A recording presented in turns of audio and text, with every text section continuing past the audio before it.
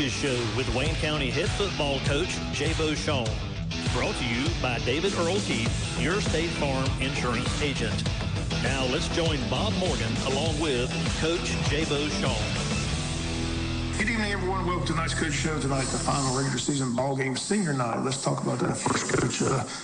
Always a special night. Seniors and all football, band, cheerleaders, majorettes all get recognized, but again, I know this senior class is important to you, just like last year's senior class was. Hard to say goodbye to these guys. Absolutely. Just what they've meant, to our turnaround and, just the effort, the buy-in, the belief.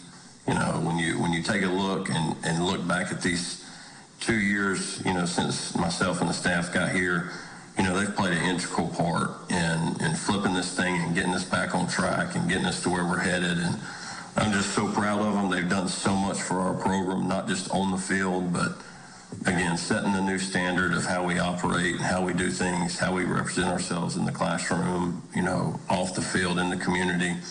Just, it's going to be a special night, and anytime we get a chance to honor these seniors, it's going to be special, and I'm going to enjoy watching these guys. And, I told them on Sunday, this is the last guaranteed game they'll play in JC, so cherish every moment, whether it's the jacket walk, the pregame, cherish it, and make sure we don't have anything to regret by the time that thing gets done about 10:30 when we're standing out on the field after the game. So we've got 24 seniors, and they've certainly done so much for myself, this staff, this program, this community, and it'll be a great night to honor them. The great news is that hopefully their season's not over by any means. We'll know where we're seated after this weekend. If New Hampstead, Beachburg, possible three-way tie, still could get the number 2 seed. You got to hope for the best. But otherwise, we mentioned it last week. It doesn't matter where this team falls. That's right. It's going to be a tough out. I said, I pity the team that sees Wayne County in that bracket as a 3 seed. You guys are going to go, we're in for it, because they got the leading rusher in the state. They got a heck of a defense. They got a good team. So, again, I know you're confident no matter where you fall that this team's got a chance to make a nice run. Absolutely. The goal, and again, like you said, we'll find out come Saturday morning, where it, at least getting closer to where it all shakes out. And we need to focus on Friday night, and we told our team, take care of our business on Friday, and the goal is to get in, right? Get in the dance. And, there's so many examples over the years. I know when I played for it in high school, we were a 3 seed. My brother played for a state championship. They were a 3 seed. The next year they make a semifinal run. They were a 4 seed. When you come from a really good region, it's all about matchups, right? It's all about how you match up, where the bracket falls. This thing's not like March Madness, so to speak, where you just rank them, and then the higher seeds get the buys and some of those things. So we got to get in, and I feel very confident in this football team. I feel like we're playing some of our best football right now. It's just get in and see where we're at. And we certainly got a very unique opponent this week in Southeast Bulloch, and I know we'll get into that and talk about them, but we need to take care of our business on Friday and be ready to go and make sure we don't leave anything to chance. We made the choice to go out and play our brand of football and let the chips fall where they may, and find out on Saturday morning what we got ahead of us. And following the state bracket, you followed it many years. Sometimes that 3 seed has the easier path to get where you want to go. So it's all, sometimes that 3 or 4 seed is a better spot than a 1 or 2 seed. Absolutely. And just speaking on, my experience, the 2 years, Gunnar Stockton's the last 2 years, right? His junior and senior year, we were a 1 seed, and really that state championship game, unfortunately, was, in our mind, played in the quarterfinals against Thomasville and against Fitzgerald one year. So, like you said, I think, when you look at this thing and this bracket, and, it's all about matchups. It's all about, playing right at the right time, and, just being better, just surviving and playing, right? I mean, it's just anything can happen. You look at our game against Perry. Nobody in the state probably picked us against Perry last year. You just got to be playing at the right time, and certainly this staff, when you look at us as a whole staff, has a lot of experience playing in playoff games, playing deep into playoffs, and knows what it takes, what you have to have going into a playoff game when there's not a ton of familiarity like it is in region play pretty much.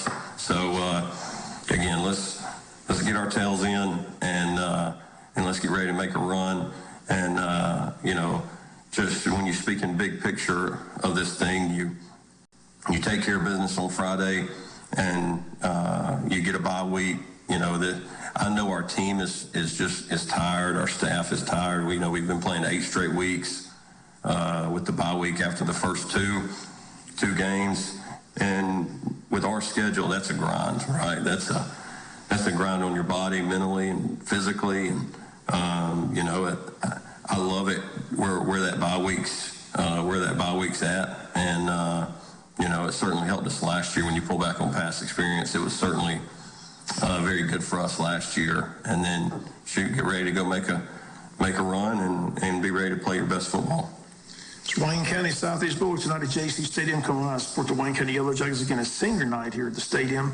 We're going to take a break, come back, talk about last week's game against the Benedictine Cadets, and we'll talk with Coach Shaw about that ball game right after the timeout.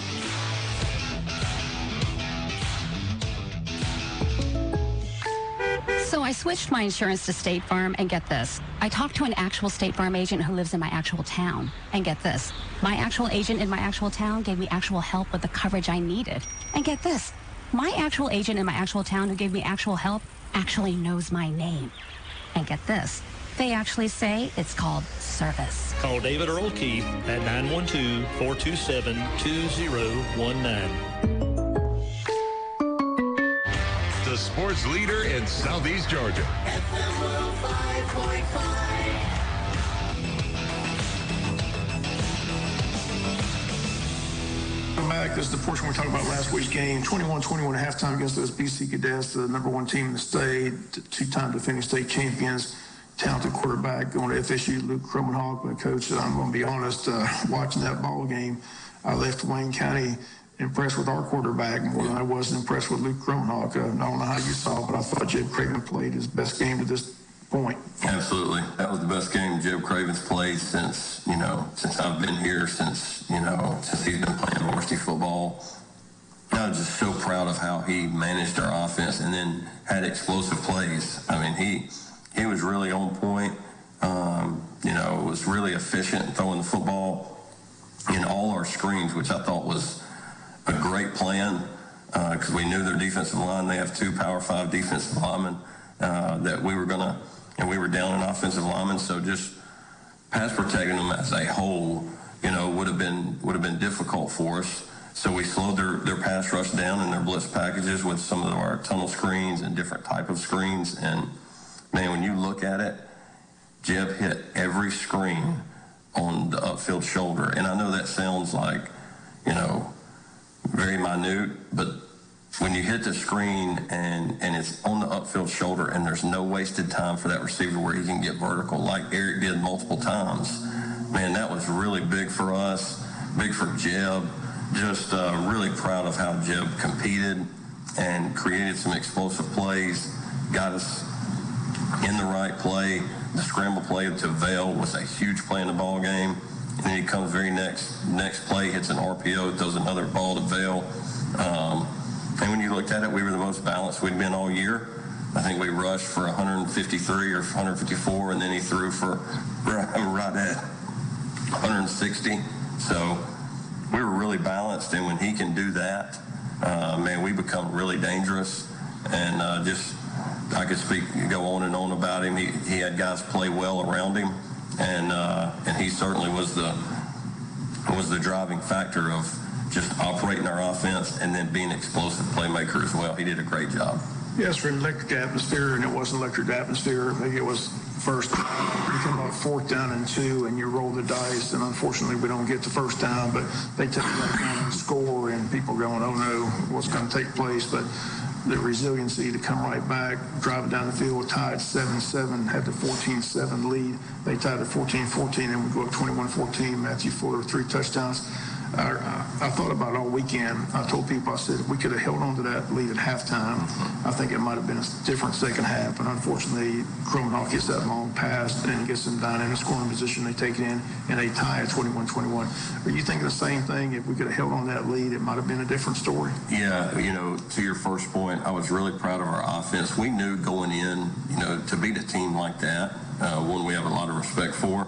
But to beat a team like that, you've got to take some chances, right, where you got to create some turnovers. You got to have the ball kind of bounce your way a couple of times. And, her whole thing was, being fearless. Now, I know there's a part you got to be, you can't be reckless within the fearless attitude. But we had a number going into it that we felt like 4th and 3 and in.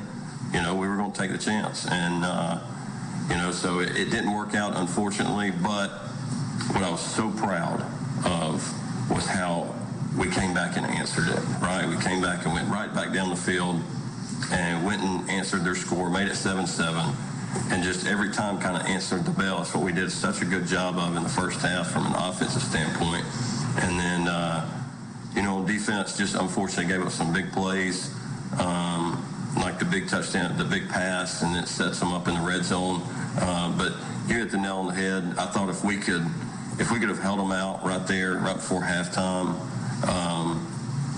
who knows what happens, but, because they hadn't been in that situation. They hadn't trailed all year, really.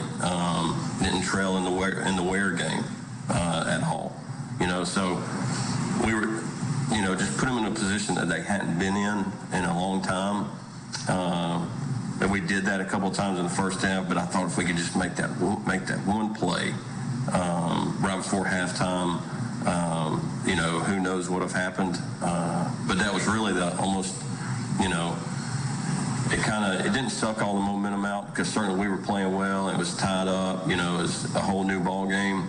But you kind of felt it there that, man, if we could have got in there with a 7-point lead, and had some more juice going into halftime, who knows. But I was extremely proud of the effort, that we played with and how we executed in the first half offensively. And we knew it was a tall task for our defense, just because of the explosive capabilities from their offense. And, one thing that's different than they are from New Hampstead, they can run the football, right? They've got the big arm at quarterback.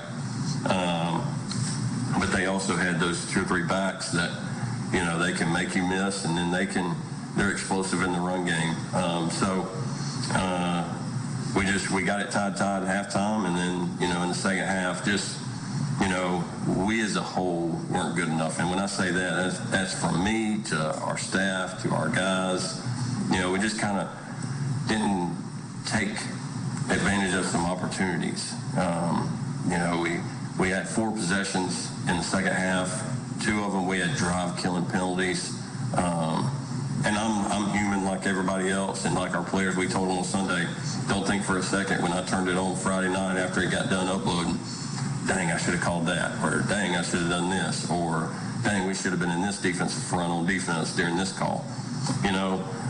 So we take it hard just like the players do, and we just unfortunately didn't capitalize enough in the second half, and then gave up 2 4th downs on defense, and we could have got off the field.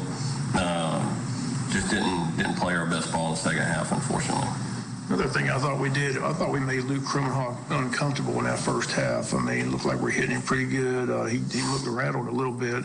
And I still say on that 4th and 1, we pushed him backwards. I won't get into that, but that was frustrating as well. But I thought our defense, for the most part, played well. The disappointing thing was, but we talked about how talented they were. They were able to just line that ball up and go student body right, student body left, and get about 5-6 yards a clip. But I don't know, maybe we're worn down at that point. Like I said, we're playing people both ways. Vale's playing receiver and defense folded the same way. I'm not sure what you saw, but I guess for Wayne County fans, that was a disappointing thing. Thought we had a chance to win that ball game, but we just couldn't get anything going in the second half. That's right.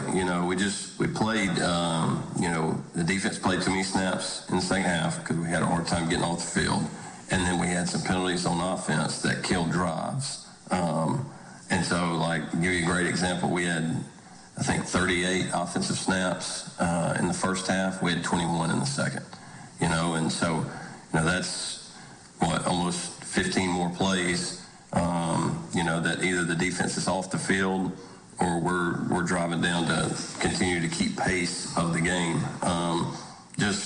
I'm sure they do a really good job with tempo, and we practice it, and it's hard to simulate, but they do a really good job with tempo and forcing you into some base calls. And then they got really good players that can make plays. And the thing that was kind of disappointing, and our players saw it too, we missed too many tackles on defense. I thought our cutback angles were not where they needed to be. It was almost like we were playing so hard, we were overrunning a lot of things. And then I know going the big run that the running back had, he cut it back all the way across the field, and we were just over pursuing. We were playing extremely hard.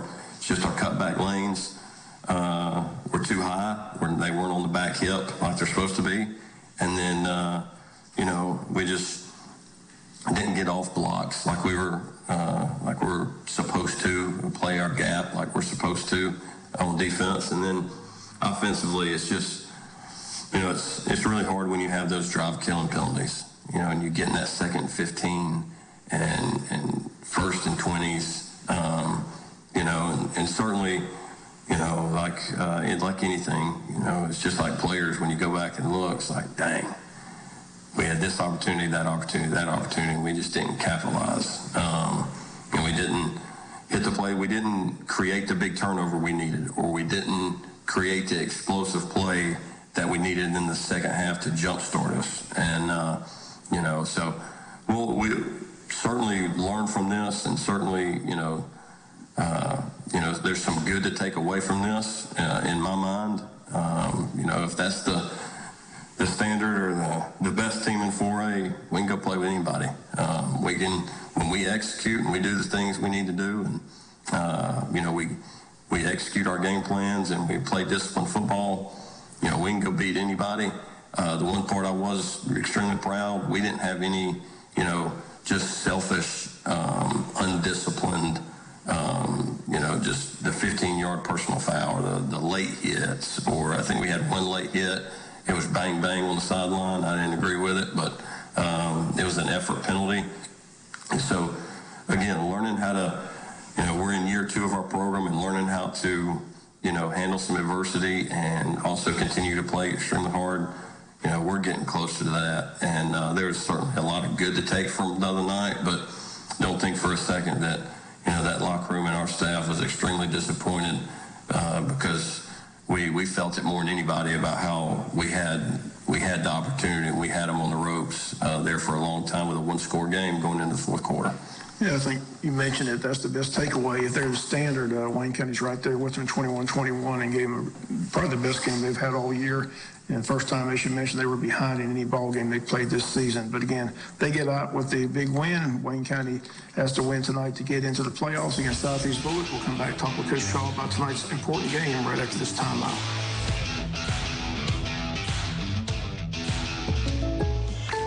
I can't believe I just scratched that card. Find my insurance card. Dude, what do you have in this glove box? Ew, are these socks dirty? Forget about the socks. I need my insurance card. Just pull it up on the State Farm mobile app. But I can do that? Oh, hey, I can do that. Yep, it's called service. I can file a claim on here, too? Yeah, it's called service. Whoa, I can call my agent, too? It's called service. Call David Earl Keith at 912-427-2019. WIFO-FM, Jesup, the big dog, the sports leader in Southeast Georgia.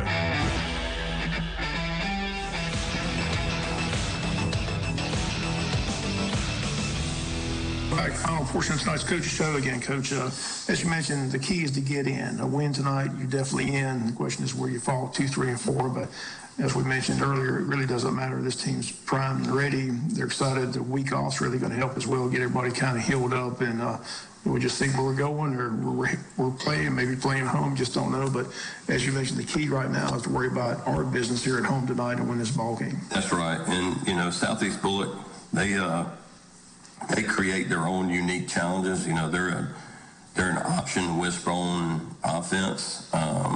You know, they switched offenses after last year, and then they went to the option this year, and they like to grind out games. They're going to snap the football inside of 10 seconds on the play clock every snap. And they're going to try and bore you to death. I mean, I told our team on Monday, listen, I played in this offense for 4 years, and I beat a lot of people doing it. So being able to, it's all about discipline. It's all about, playing with great eyes. If you're supposed to take the dive, you got to take the dive. If you're the quarterback player, you got to take the quarterback player. And making sure, we don't get, quote-unquote, bored seeing it looks like the same play over and over and over, but it's certainly very different. We've had to really do a good job with our look teams, our Devo teams, of giving the varsity guys a good look and what it's supposed to look like. And, we've got to execute. We got to get off the field. I think a huge point in the ball game for our defense will be first down. We got to win first down. Don't let them get in that 2nd and 5 and 3rd and 3, because they're going to go for it every 4th down if it's inside of 4 yards probably.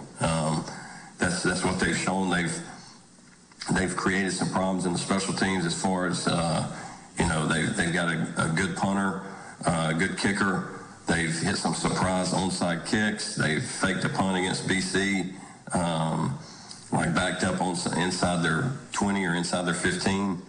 So they're a team that takes some chances, and we've certainly got to be really disciplined with our eyes and play with great technique and be on point. And, defensively, they're a 4-man front. I think their defensive line plays extremely hard. They're big. They're bigger guys. And they've played, they've been multiple on the back end, and they've certainly played really well at times throughout the season. I think they play very good complementary football. They don't let you, I think they do a good job of knowing their personnel. They just don't let people run go balls by them or run deep posts by them. They try and keep everything in front of them and wait for the offense to make a mistake. So, especially in a game like this where you don't know how much you'll touch it on offense just because of what they do and eat the clock and run the football and snap it inside of 10 seconds. So we've got to be really efficient. We can't have the pre-snap penalties and do all of that stuff. So got a great challenge ahead. I got a lot of respect for Coach Zito and his program. And we just need to focus on us and go play our best football and be ready to go come 7:30. You mentioned last segment you think your team's playing their best football right now. Again, last week the offense was the most balanced we've seen all year. Will we continue to see more of that, more of the passing game? The passing game continues to get better and better? Yeah, it's certainly, we're going to do what it takes to win. But in my mind, that's what, when you got to win playoff games. And we had a couple of anomalies last year where we weren't really that balanced. But I think, especially when it comes late in the year, like a game like this, when opposite teams have so much film build up, with 7, 8 games and 9 games of looking at, you've definitely got to be balanced and you've got to do some different things. We've certainly continued to progress. That's what's encouraging for me. You've constantly, at least for us and the staff, we have constantly seen each week, this thing get better and better and better, from receiver play to quarterback play to protection to, certain things in the RPO game. We continue to get better. And I think just being a balanced football team, gives you a shot, gives you, a chance to win, there at the end when you need to, and keep teams off balance, especially when you have a back like Matthew and Ja and some of the other backs that we've got. So we'll continue to keep pressing and keep getting better, but I certainly believe that we got to continue to be balanced the best that we can. You mentioned senior night, 24 seniors. Again, some of the seniors, Matthew Fuller's a commitment to South Carolina. There's a lot of talent on this football team, and signing day is always an important day for any program. But, tell us some of the other kids that got a possibility of moving on to the next level. Yeah, we've done a really good job. Again, something that people probably, don't see or don't know, that our staff does. But, we are constantly, we have check-in times as far as the guys that are recruitable athletes, of making sure like their credits are right. They've taken the right classes to be college, which, it'll surprise a lot of people that we had to come in and,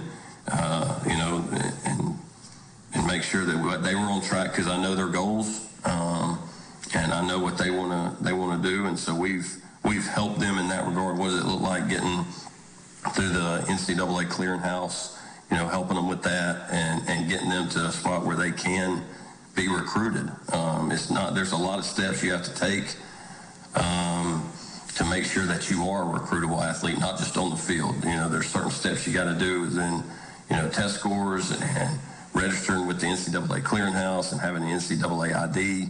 It's things that we, in my mind, that's part of our job, is to help these young men and help guide them. But we certainly got several that I think will have a chance, and this thing will start, picking up. We'll handle a lot. Our next check-in time is during the off week, where we whether it's highlight films or the stuff that I was just talking about that we'll do, and then it usually starts picking up really quick, beginning of November through playoff time, especially right before Christmas break, for that February, for the later signing date. So we've got several guys that I think will have a chance. I know there's been multiple people at our games this year. I know I handle multiple calls during the week of people asking about guys. So, I'm certainly excited to see the possibilities of, how many's on that stage come first signing day or second signing day. I think we've got a great opportunity to send some guys off to play and represent Wayne County and get a free education, get a chance to continue in their education and getting a chance to continue to do what they love. Is it emotional for you, senior night? Last year, that senior class really meant a lot to you because those guys had to buy in. This group has been with you 2 years. So I'm sure it gets tougher and tougher, but, I know how close you are to these players, how much you mean to these players, so I'm sure it's going to be a little bit emotional on Friday night. Absolutely. When you spend this much time, I probably see them more than I see my wife and 2 little girls, especially, during football season. But as much as we ask them to do and how much we're around each other, it's certainly emotional because, I know for me and our staff, our love is not for these players are not solely based on how they perform on the field, because we get to see them where they started as when I got here as a junior who wasn't really strong in the weight room, and now they're really strong in the weight room. So you get to see different progressions from each guy in their journey, so to speak, and be a part of it. And it's certainly emotional because you want the best for them, right? You want them to achieve everything that they want to achieve, and you want to do everything you can to make sure that they have an unbelievable senior year. And I'll certainly squeeze them a little tighter before the game when they're honored out there on the field. So I told our juniors and sophomores and freshmen, and my staff knows how I feel about it. This week, it's our job to make sure that we do everything in our power for these seniors to have an awesome week and an awesome game, that we do everything in our power to make sure that they have a memorable night, the last guaranteed time in Jaycee Stadium, because at some point you're going to be a senior and you're going to want a younger guy to do it for you. So we take a lot of pride in that. We talk about it often, and I think that's part of just being a great teammate. And these seniors have certainly meant a lot to our program. They mean a lot to me. They'll hold a special place in my heart for a long time. Because of the relationships, because of the good, the bad, all the things that we've been through together. I'm certainly proud of them, and I can't wait to watch them play. And as Wayne County Southeast Bulloch, as always, Coach, wishing nothing but the best of luck. Look forward to talking to you after the ball game. Thank you, Bob. Appreciate you what you do, and go Jackets. Again, that's going to do it for the coaches show. Stay tuned now for the pregame show live from Jaycee Stadium. It comes your way next here on Big Dog Country, FM 105.5 FM.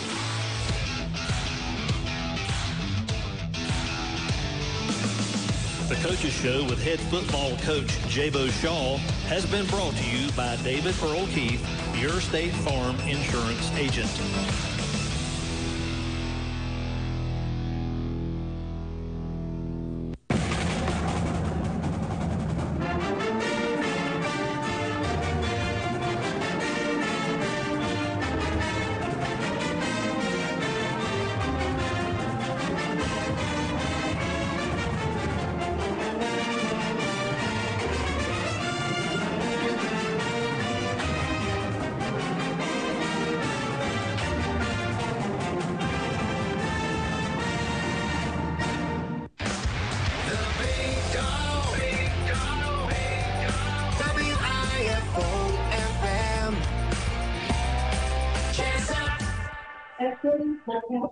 Good evening, everyone. Senior night here at Jaycee Stadium. Bob Morgan Joe right here to bring you the action between Wayne County and Southeast Bulloch. The scenario is Wayne County wins. They punch their ticket into the state playoffs.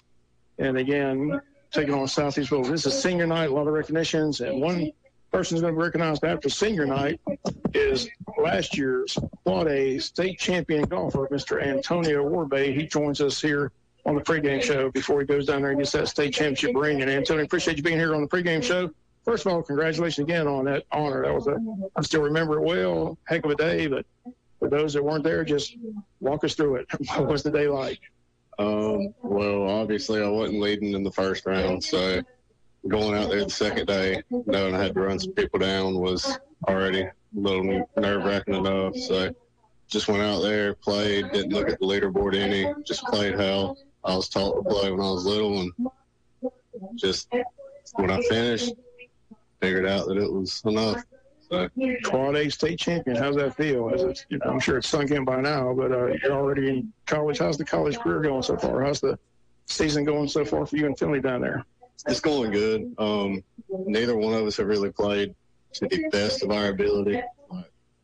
Everybody knows that we can, but we played good enough, and we've, I wouldn't say we've proved our point, but and where you're all at? You're down coast. Is it coastal Georgia? What is it? Coastal Georgia. Yeah, coastal Georgia. How's the school? I mean, as far as classes go, how's the classes going? School's good.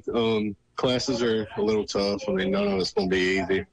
It's obviously tougher whenever we're missing days for traveling for tournaments and stuff like that. And trying to keep up with homework, with practice, and all that stuff. So, I mean, it's tough, but we can get through it. Have you selected a major yet, or you just? Yeah, I'm majoring in sports management. Sports management. Again, like I said, last golf season was a lot of fun. I said, as you mentioned, you weren't on the leaderboard. I mean, you were close, but you weren't leading it. But going into day two, you ran down everybody. And what did you shoot the final day? I can't recall. 69 with no bogeys.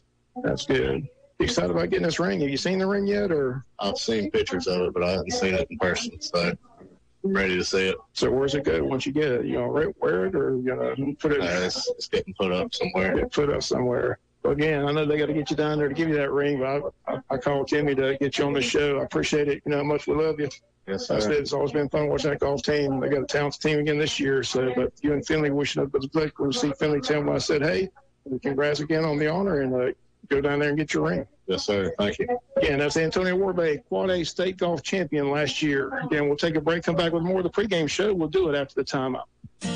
As a busy wife and mother, I'm all about convenience. If it can make my life a little easier or save me time, well, it's hard to put a price on that. That's one of the things I love most about Georgia Farm Bureau Insurance. I can get everything I need. Auto, home, life, even banking all in one place. Throw in a local agent who's always there for me, and that's why I choose Georgia Farm Bureau. Always the home team. Georgia Farm Bureau Insurance. Visit us online at gfbinsurance.com. You see them all over our area. The Hendricks hauling trucks, hauling everything from dirt, rock, sand, and asphalt. But Hendricks Hauling does so much more. They do land clearing, site prep, pond digging, road building, and more. Call them for a free estimate. Hendricks Hauling is always hiring. Licensed and insured. Family owned and operated since 1951. Check with Hendricks Hauling to find out about all their services. Hendricks Hauling, 3600 Rainier Road in Jesup. Give them a call at 912-427-6395. That's 427-6395. Sheriff Chuck Mosley and his staff want to wish the Wayne County Yellow Jackets the best of luck this season. Hope they can bring back that state championship trophy. Sheriff Mosley has made a commitment to battle the drug dealers in Wayne County, and he and his team have joined forces with the Jesup PD for a joint task force in the war against drugs in Wayne County. But the department needs and wants your help.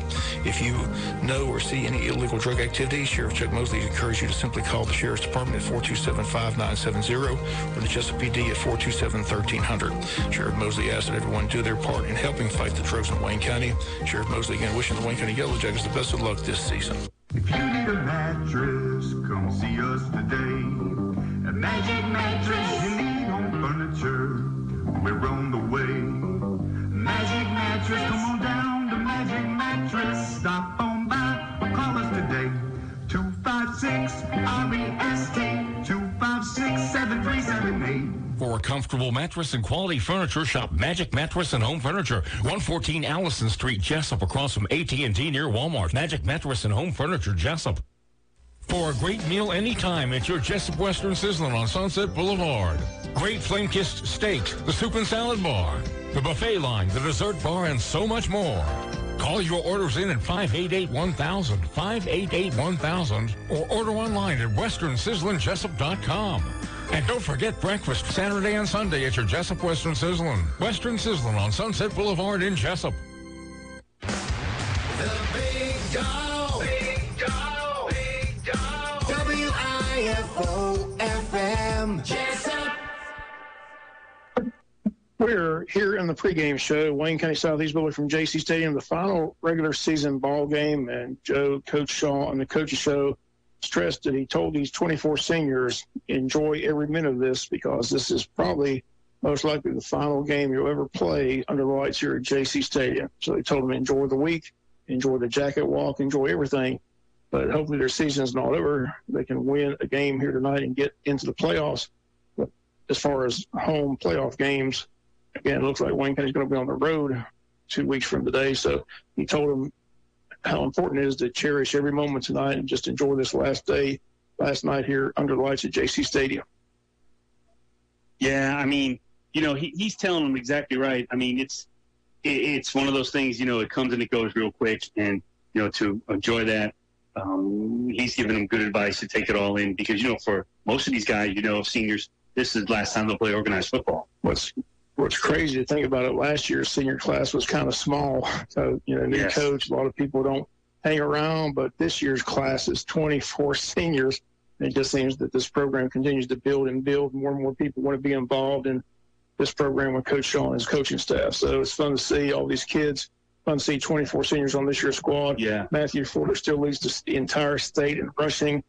He has a nice 110-yard lead going into tonight. This will be his final regular season ball game. There's games next week on the schedule, but we're off next week. So hopefully he can pile up enough yards that he can secure that title at the end of the season. Again, leading rusher in the entire state of Georgia. That's a phenomenal feat by individual. Matthew Fuller committed to go to South Carolina. A girls softball update. Again, right now they're in a dogfight, losing 4-3 in the fourth to second-year Jaguars, a team they beat on Wednesday. They won earlier today, 16-2 in 4 innings. Ellie Harrison, the freshman shortstop, hit a grand slam. Senior Eddie Tower with the home run. They won that game earlier today by a final of 16-2. So they're taking on the team they beat on Wednesday, second year down in the losers bracket. There's a winners bracket game between Heritage Catoosa and North Oconee, trying to find out who's winning that ball game. The loser of that ball game would meet the winner of the Wayne second year game at 11. And the winner of that 11 game has to beat the team that wins the winners bracket game today twice in order to win the state championship. So we'll keep you posted. Coach McDonald is doing a good job of keeping us updated. Right now it's 4-3, second year in the fourth inning, bottom half.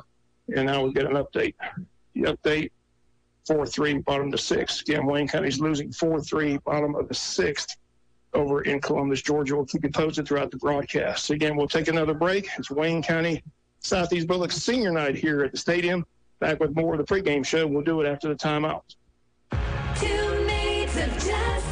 Don't you wish Wish you were going home to a clean home? Let Two Maids of Jesup help with all your cleaning needs. Two Maids of Jesup is a residential and commercial cleaning business that is licensed, bonded, and insured. Two Maids of Jesup services locally and surrounding counties within Southeast Georgia. Owner and operator Catherine Britt and Chad Mixon would love to offer you a free quote. Just call us at 912-385-9551 or visit our website at twomaidsandamoth.com/Jesup. Two Maids of Jesup. Let life shine.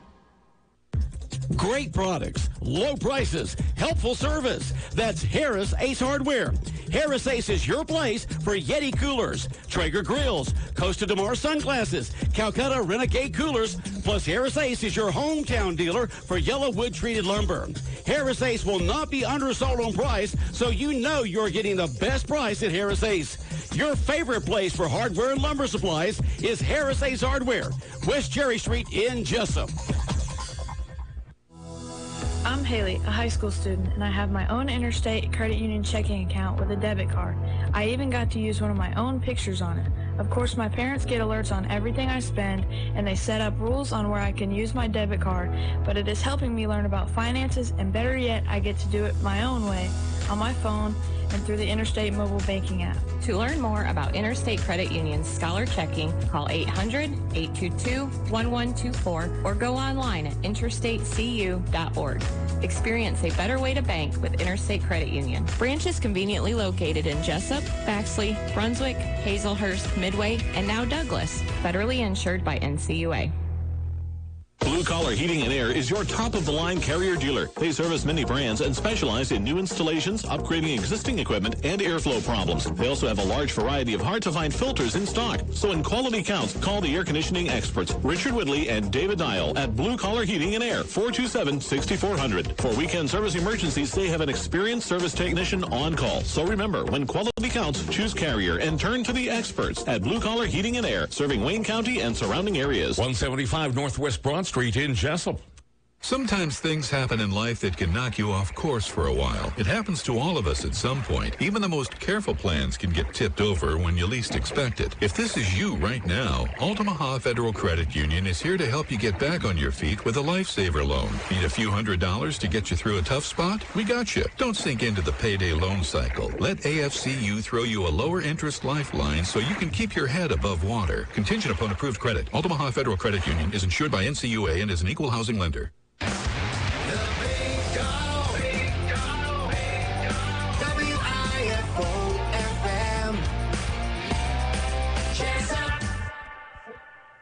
Wayne County Southeast Bulloch here tonight on Senior Night. Let's talk about football, Joe. Again, the scenario is Wayne County has to win this ball game to get in the playoffs. Looks like we're going to be a 4 seed when we get in. The tiebreaker on the three-way tie went to New Hampstead. They got the number 2 seed. Then they go revert to 2. They go to head-to-head between Burke and Wayne. Burke's got that head-to-head win over Wayne, so Burke gets 3, Wayne gets 4.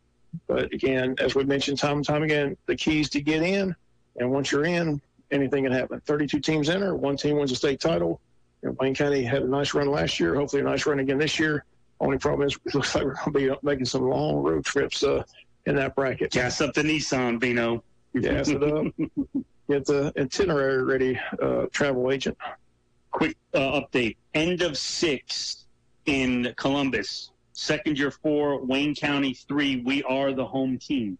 Okay. So we're in the last inning. So we're going to the 7th inning. Wayne gets last at bats, but still trailing 4-3 against Second Year High School. Again, still waiting to see.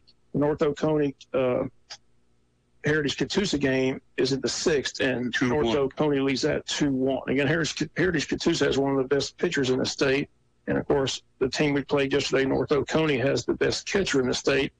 She's only a junior, but she's been walked intentionally this year 33 times. She's the number 1 girls softball player in the country. Has 24 home runs, hit 2 so far in that tournament. Not sure if Heritage Catoosa's pitching to her or not, but I told the story Wednesday night at the motel after we beat Second Year, getting that big come-from-behind win. Coaches all across the state were texting Colt Brockington, our head coach, saying, Coach, here's a piece of advice. You need to intentionally walk that girl that's going to Oklahoma in the first inning. And Colt was like, are you serious? First inning, we're going to intentionally walk her? Well, we pitched to her, and she hit a ball 300 feet. So we walked her intentionally the rest of the way. And the second time, with the bases loaded, to make it a 5-0 lead in that first inning. And they went on to beat us by a score of 12-0 in 5. So Wayne County trying to stay alive. Right now they're in the Final Four. If they win that game, they're in the Final Three. But again, they have to win 3 games tomorrow. They have to play the loser of that Heritage Catoosa North Oconee game at 11, and then beat the winner of that game twice tomorrow in order to win the state title. But again, great season by Cope Rogan and the girls. Win, lose, or draw from here on. They've had a great year. Again, wishing them the best of luck today. Hope that they can rally as they did in the first time they played the Jaguars. Yep, that's what's going to take. It's going to take 7th inning thunder to make it happen. All they need is a bloop and a blast. And they win. And they win. They win 5. A bloop and a blast. Bloop and a blast, and they win. Got to hold them in the 7th. It's senior night here at Jaycee Stadium, Southeast Bulloch. We really don't know much about Southeast Bulloch. They've had a so-so season. Coach Shaw says what they're going to do. They're going to try to make this a slow ball game and milk the clock and backup quarterback. Not snap it till like 3 seconds to go on the play clock. So our defensive line got to be patient, not jump off sides, things like that. So just got to play sound football, win this ball game, take a week off next week, and then get ready for a state playoff action 2 weeks from tonight all across the state of Georgia. Again, 32 teams enter in all classifications, and they battle it out. And the state championships begin back at the Mercedes-Benz Dome in Atlanta, Georgia, after a couple years not there. So they worked out that contract, so all the state title games. And the good news is they've got that technology. They're going to be able to use instant replay in those ball games. We'll take another break as they get ready for the national anthem here. We'll take a break, come back with more of the pregame show after the timeouts. Where do you shop for great tire prices? Where do you get your brakes done? Where do you get a simple oil change? Introducing a one-stop shop for all. Neesmith Tire and Quick Service Center. Right now, get your oil change with full synthetic oil, tires rotated, brakes inspected, belts, hoses, and fluids checked, all for just $69.95 with rebates. Neesmith Tire and Quick Service Center. We call it the complete package. No appointments necessary. All makes, all models, always the highest quality. Save time, save money. Neesmith Tire and Quick Service Center. Click over to NeesmithJesup.net and find our money-saving coupons. We're just a short drive from you. Start saving money today. 5-quart system, diesel, and imports extra. The Chop House Grill and Bar in downtown Jesup offers a cozy, laid-back atmosphere with daily food and drink specials as well as live entertainment every Thursday and Friday nights. The Chop House Grill and Bar has all of your favorites, from their hand-tossed pizza cooked in their authentic brick oven to their Chop House burgers and steaks. And with their family-friendly environment, there is something for everyone. And they have specials every day from 3 to 5. The Chop House Grill and Bar offers dine-in and takeout options. Located at 155 West Cherry Street in downtown Jesup. Open 11 a.m. to 10 p.m. Monday through Thursday, 11 to 11 Friday and Saturday, and 12 to 9 Sundays. Come chop it up with us at the Chop House in downtown Jesup. Wayne Memorial Hospital wishes the Yellow Jackets the best of luck as they pursue region and state championships. The hard work and dedication of our coaches and student athletes has been instrumental to your success. The staff at Wayne Memorial Hospital is also dedicated to providing and delivering the best possible health care to everyone who comes through our doors. We consider it an honor and a privilege to be entrusted with your health care needs. Caring for the community isn't just our motto, it's what we love to do. Wayne Memorial Hospital, the official health care provider of the Yellow Jackets. Time out. Are you looking for a new home? Come huddle up at Clayton Homes of Hinesville, proud supporter of Southeast Georgia football. You won't believe these game-changing deals with energy-efficient appliances, modern kitchens, walk-in closets, and more. These homes are MVP worthy. Clayton consultants are always standing by to answer questions and help you find the home of your dreams. Don't fumble this amazing chance. Come visit Clayton Homes of Hinesville on 1207 Oglethorpe Highway and find your dream home today. Check out the new Tim's Home Medical. New location, larger inventory. Tim's Home Medical, now located at 980 South, U.S. Highway 301 in Jesup, just to the left of Reinhardt's. They are dedicated to helping you with all your medical supplies and equipment needs, including Medicare chargeable items. Most are in stock, many can be delivered. Your health is their priority at Tim's Home Medical, now located on 301 South in Jesup, just to the left of Reinhardt's. Tim's Home Medical. The Big Dog. Big Dog. Big Dog. WIFO FM. Jesup.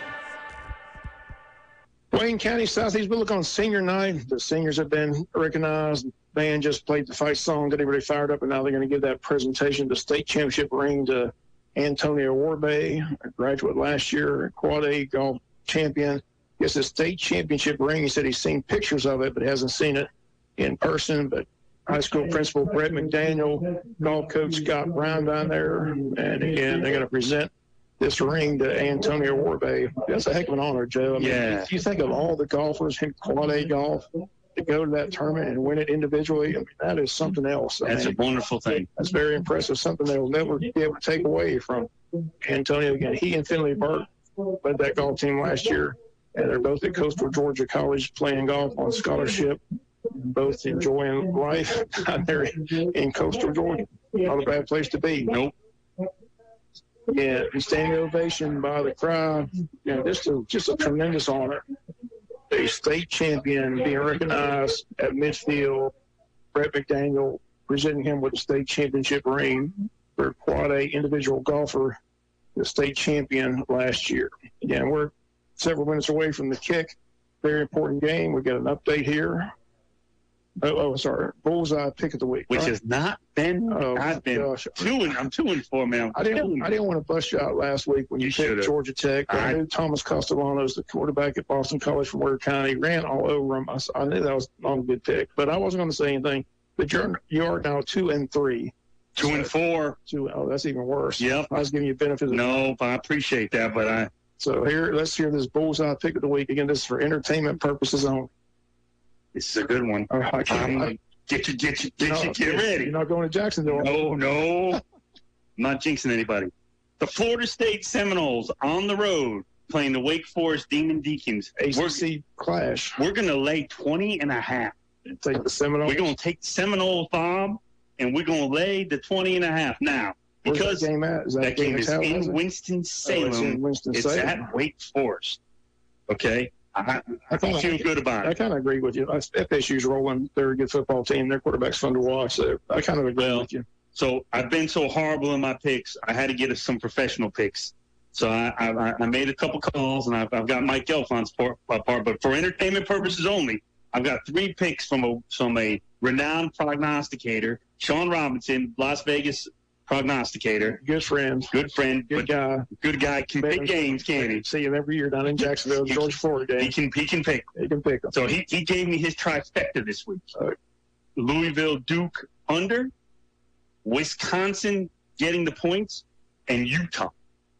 So Utah's getting the points too. They're taking on Oregon. Is that correct? That's correct.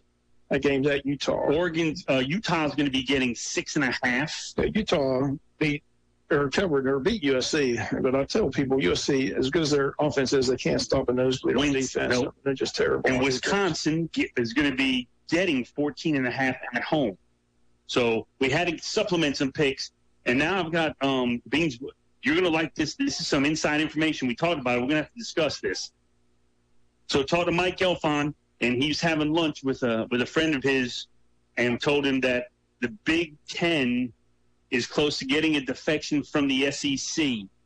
His source wouldn't give it to him right now, but we had heard that, and I don't know what you think, Bob. I think it's Missouri, because that makes natural geographically. What do you think?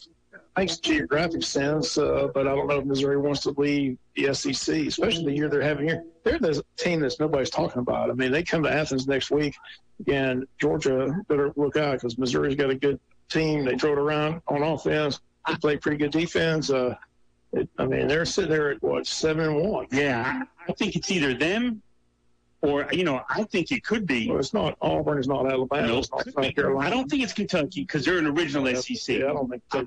I think the only logical choice to me is unless Vanderbilt wants to make that jump. I'm thinking that way. Vanderbilt, they haven't had much success. Maybe they're the ones thinking about going to the Big Ten. Yep. Maybe they can compete better with people like Indiana and Purdue and people like that. Who knows? But it'll be interesting how that all plays out. And it makes sense because, for schools like that, now with Oklahoma and Texas joining the SEC, and, and we've always heard the Seminoles are chomping at the bit to get into the SEC. And that makes a school like in Missouri, that's going to make it real tough to compete. Oh, well, we'll wait and see how it plays out. But, again, right now we've got high school football. Again, we'll get an update on the girls softball. We'll pass it along. They're going to 7th down 3-3. second-year came up with 2 runs in the top of the 7th, so it's 6-3. 6-3. Second year going into the bottom of the 7th. So they got a 3-run lead going to the bottom of the 7th. So again, the girls lose that ball game. They finish in the top 4. So we'll keep you posted. We'll take a break as the Wayne County Yellow Jackets making their presence known here at Jaycee Stadium. It's Wayne County, Southeast Bulloch. Again, Wayne County wins. They punch their ticket to the state playoffs. That's the key here tonight. Just know if we win, we're in. And that's the slogan they're telling those kids in that locker room. We got to get out there and get this victory and put this one in the win column. Get ready for state playoffs in 2 weeks. Back with more from Jaycee Stadium, Donaldson Madry Haas Field, right after the timeouts. First Southern Bank supports Wayne County and Wayne County football. On behalf of our First Southern Bank team, we wish the Yellow Jackets a great season. Football requires planning and execution, just like life. We are here to help you with just that at First Southern Bank. Call us at 912-588-1010 and see how First Southern Bank can help you. Go Jackets! Member FDIC Equal Housing Lender. The Trade Mart at 3689 Savannah Highway has been serving Wayne County and surrounding counties for over 30 years. If it's a small hand tool you're looking for or a 30-ton bearing press, we've got it. You need a tarp? We've got you covered. We have any size you need, from a 5x7 to a 30x60. So if you need a quality tool at an affordable price, come see us at the Trade Mart, 3689 Savannah Highway, or call us at 427-6966. That's 427-6966. The Trade Mart says, go Jackets. GNS Auto Sales of Jesup offers the perfect combination of quality pre-owned vehicles and affordability. GNS Auto Sales has buy here, pay here option available, or you can use your own bank or personal finance company. It is our goal to provide Jesup and the surrounding areas with the best buying experience possible. GNS Auto Sales located at 448 North 1st Street, Jesup, across from Farmers Market, or call them today at 912-559-4600. That's 912-559-4600. When a legal battle comes your way, you want the best team in that courthouse. Our Jackets take the field prepared and ready to go. And like the Jackets, we stay prepared for any legal challenge. Now, we might not answer the phone in the shower, and it might take more than one call, maybe even 2. But we're ready to fight for you. If you or your loved one has been injured or you're facing any other legal battle, give us a call. Tracy Allen Brown, 912-427-2504 or www.youneedbrown.com. I'm Brent Davis with Jesup Furniture Outlet. In 1973, our father Roy opened the doors with an idea of selling quality furniture at a discounted price. 50 years later, my brother Jake and I have the same dedication to quality and customer service that has made Jesup Furniture Outlet a household name. You'll never pay retail after you see our outlet prices. Stop in today at Jesup Furniture Outlet, 651 Scranton Road in Brunswick, Georgia, where you'll find great furniture and always the best price.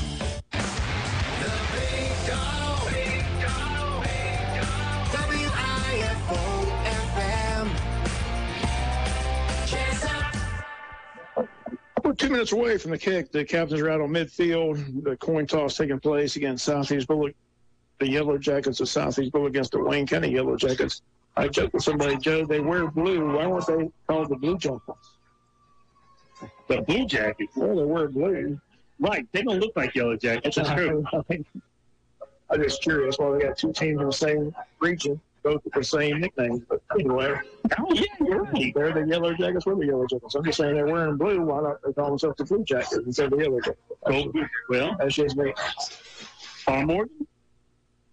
Makes sense.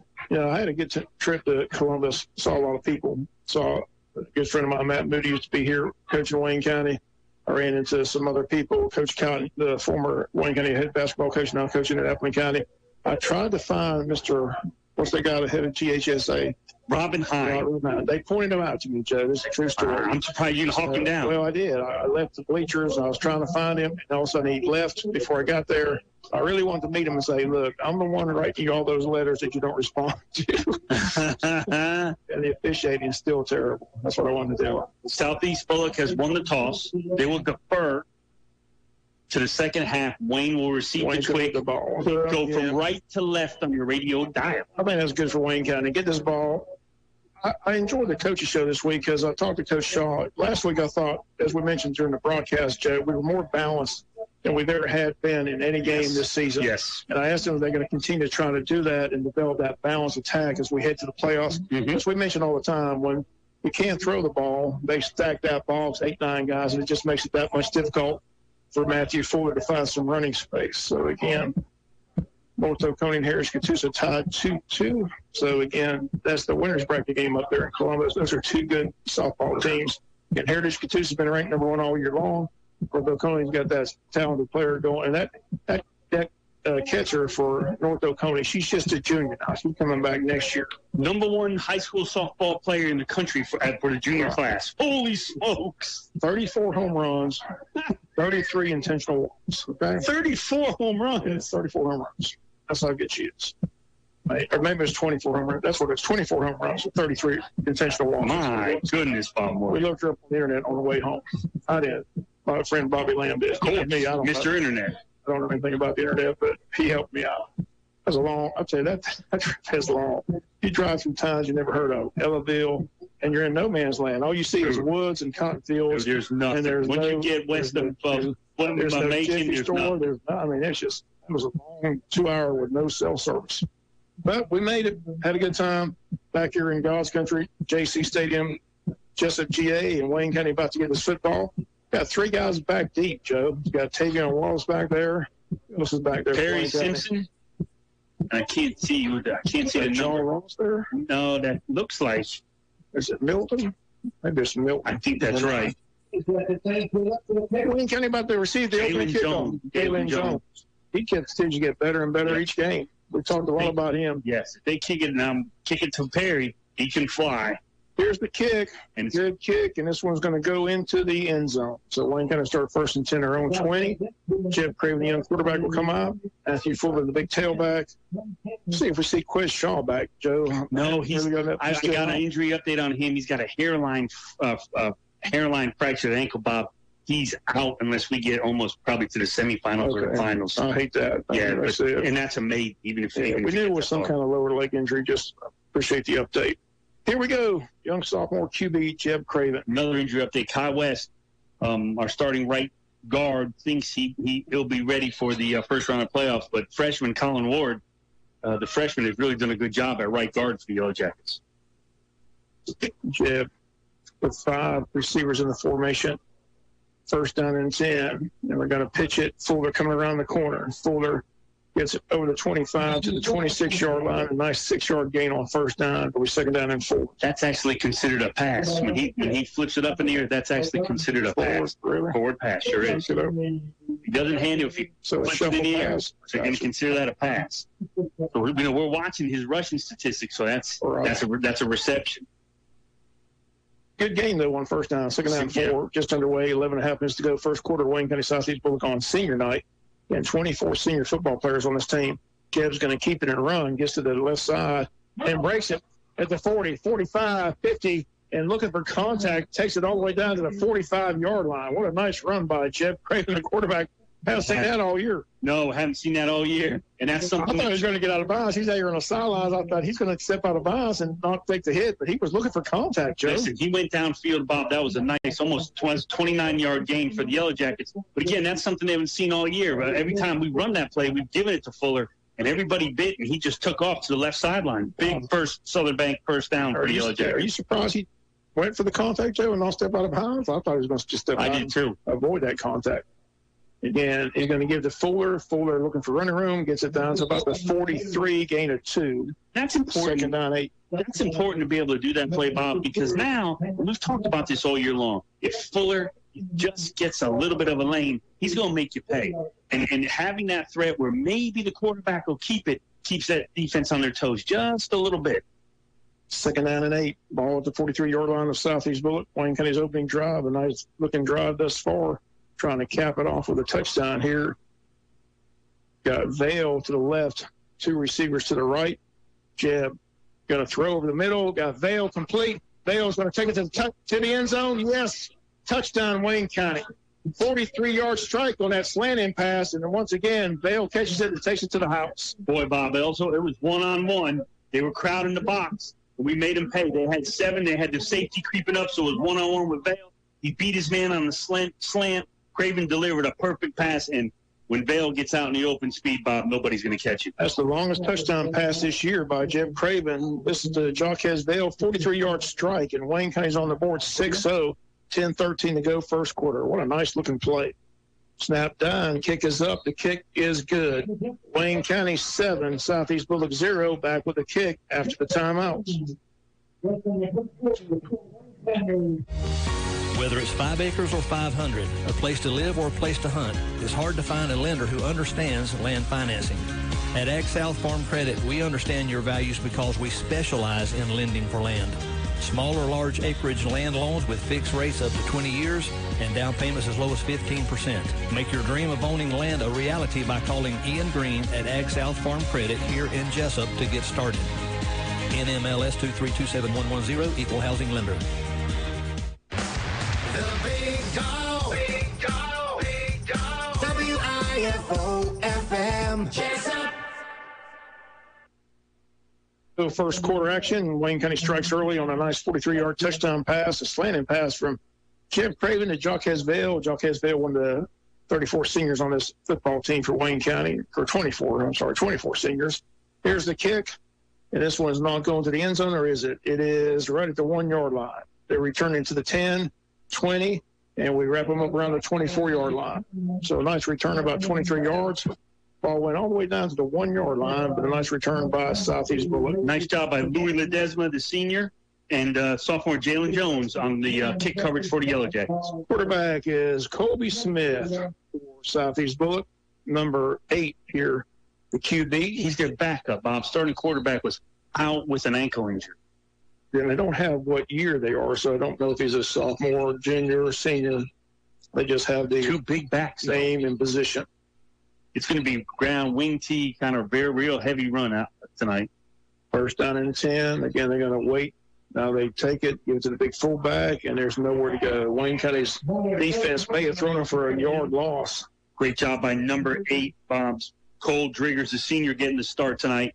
Excellent job there from the Viper position, making a tackle there for the Yellow Jackets. Under 10 minutes to go, 9:50 first quarter. Wayne County on the board, 7-0 here at Jaycee Stadium, Donaldson Madrid Field. Another good crowd on hand.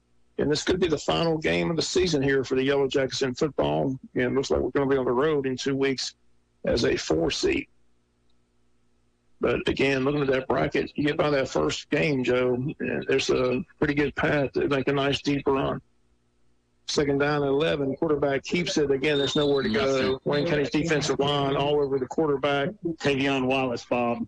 It'd be 3rd and long. Tavion Wallace came in right in there from his middle linebacker position to make the play. And Tavion, I don't know who his leaders are, Bob. I think Ohio State, LSU, and Florida State are his 3 leaders right now. I think they're in LSU. I think he's wearing it. Every time I see him, he's got LSU. I say, I got some red and black for you. He just laughs. No. He's got the offer from Georgia. But I know that I just know he doesn't want to go where his brother's at. He doesn't want to go. He wants to go somewhere other. I just know that. I think he may wind up at Florida State. He's been talking real good about Florida State here recently. But I think it's FSU, LSU. 3rd down and 9. Ball at the 25-yard line of Southeast Bulloch. 8:36. Wayne 7, Southeast Bulloch 0. And we got a whistle and a timeout. Southeast Bulloch. We'll take a break. Your score. It's early. It's first quarter action. 8:33 left. Wayne 7, Southeast Bulloch 0. Back after the timeout. Surprise, y'all. It's Savannah with Ottawa Steak and Seafood. And boy, do I have some big, big, big news for you. Our Friday night seafood buffet was such a big hit, we decided to have it on Friday and Saturday nights from 5 to 9. So for all you ball gamers who miss us on Friday nights, come see us Saturday. But if you aren't in the mood for an endless amount of delicious seafood, our menu is available Tuesday through Saturday from 10 to 9 and Sunday 11 to 3. We're located in the heart of Jesup at 362 North 1st Street, or call us at 912-365-0052. Y'all come see us. The Big Dog. Big Dog. Big Dog. WIFO-FM. Jesup. Update from Columbus, Georgia. Avery Smith has just hit a 3-run home run to tie that ball game up there between Wayne County and Seconder. 7-7 game right now. Wayne's still batting with a chance to win in the bottom of the 7th inning. 7-0 score. Here it's 3rd down and 9 for Southeast Bulloch. Quarterback back to pass, going to throw a little hitch pass on the other side, but Wayne County's going to grab him for a big loss. There's a penalty flag on the field. I think it's going to be against Southeast Bulloch for a hold. Wayne County just walked it off. Reagan Harvey, a home run, a walk-off home run, and Wayne County wins by a score of 7-6. And they'll play the loser of the Heritage Catoosa North Oconee game. So the Lady Jackets are in the final 3 tomorrow. Again, they need to win a triple header to win the state title tomorrow in Columbus. So congratulations, Colt Brockman. What a heck of a comeback. Second year's got to think, what in the world we got to do to put these girls away? Just can't do it. So again, a big come from behind win again. In the 7th, Wayne County wins it by a final of 8-7. Here's the punt. Wayne County's Will Green going to field it at the 30. Has some running room, 35, 40, 45, and gets it up to the 49-yard line. Nice return, 44-yard punt, and nice return by Will Green. So Wayne County 1st and 10 here at the 49-yard line, up 7-0 early at 7:27 to go.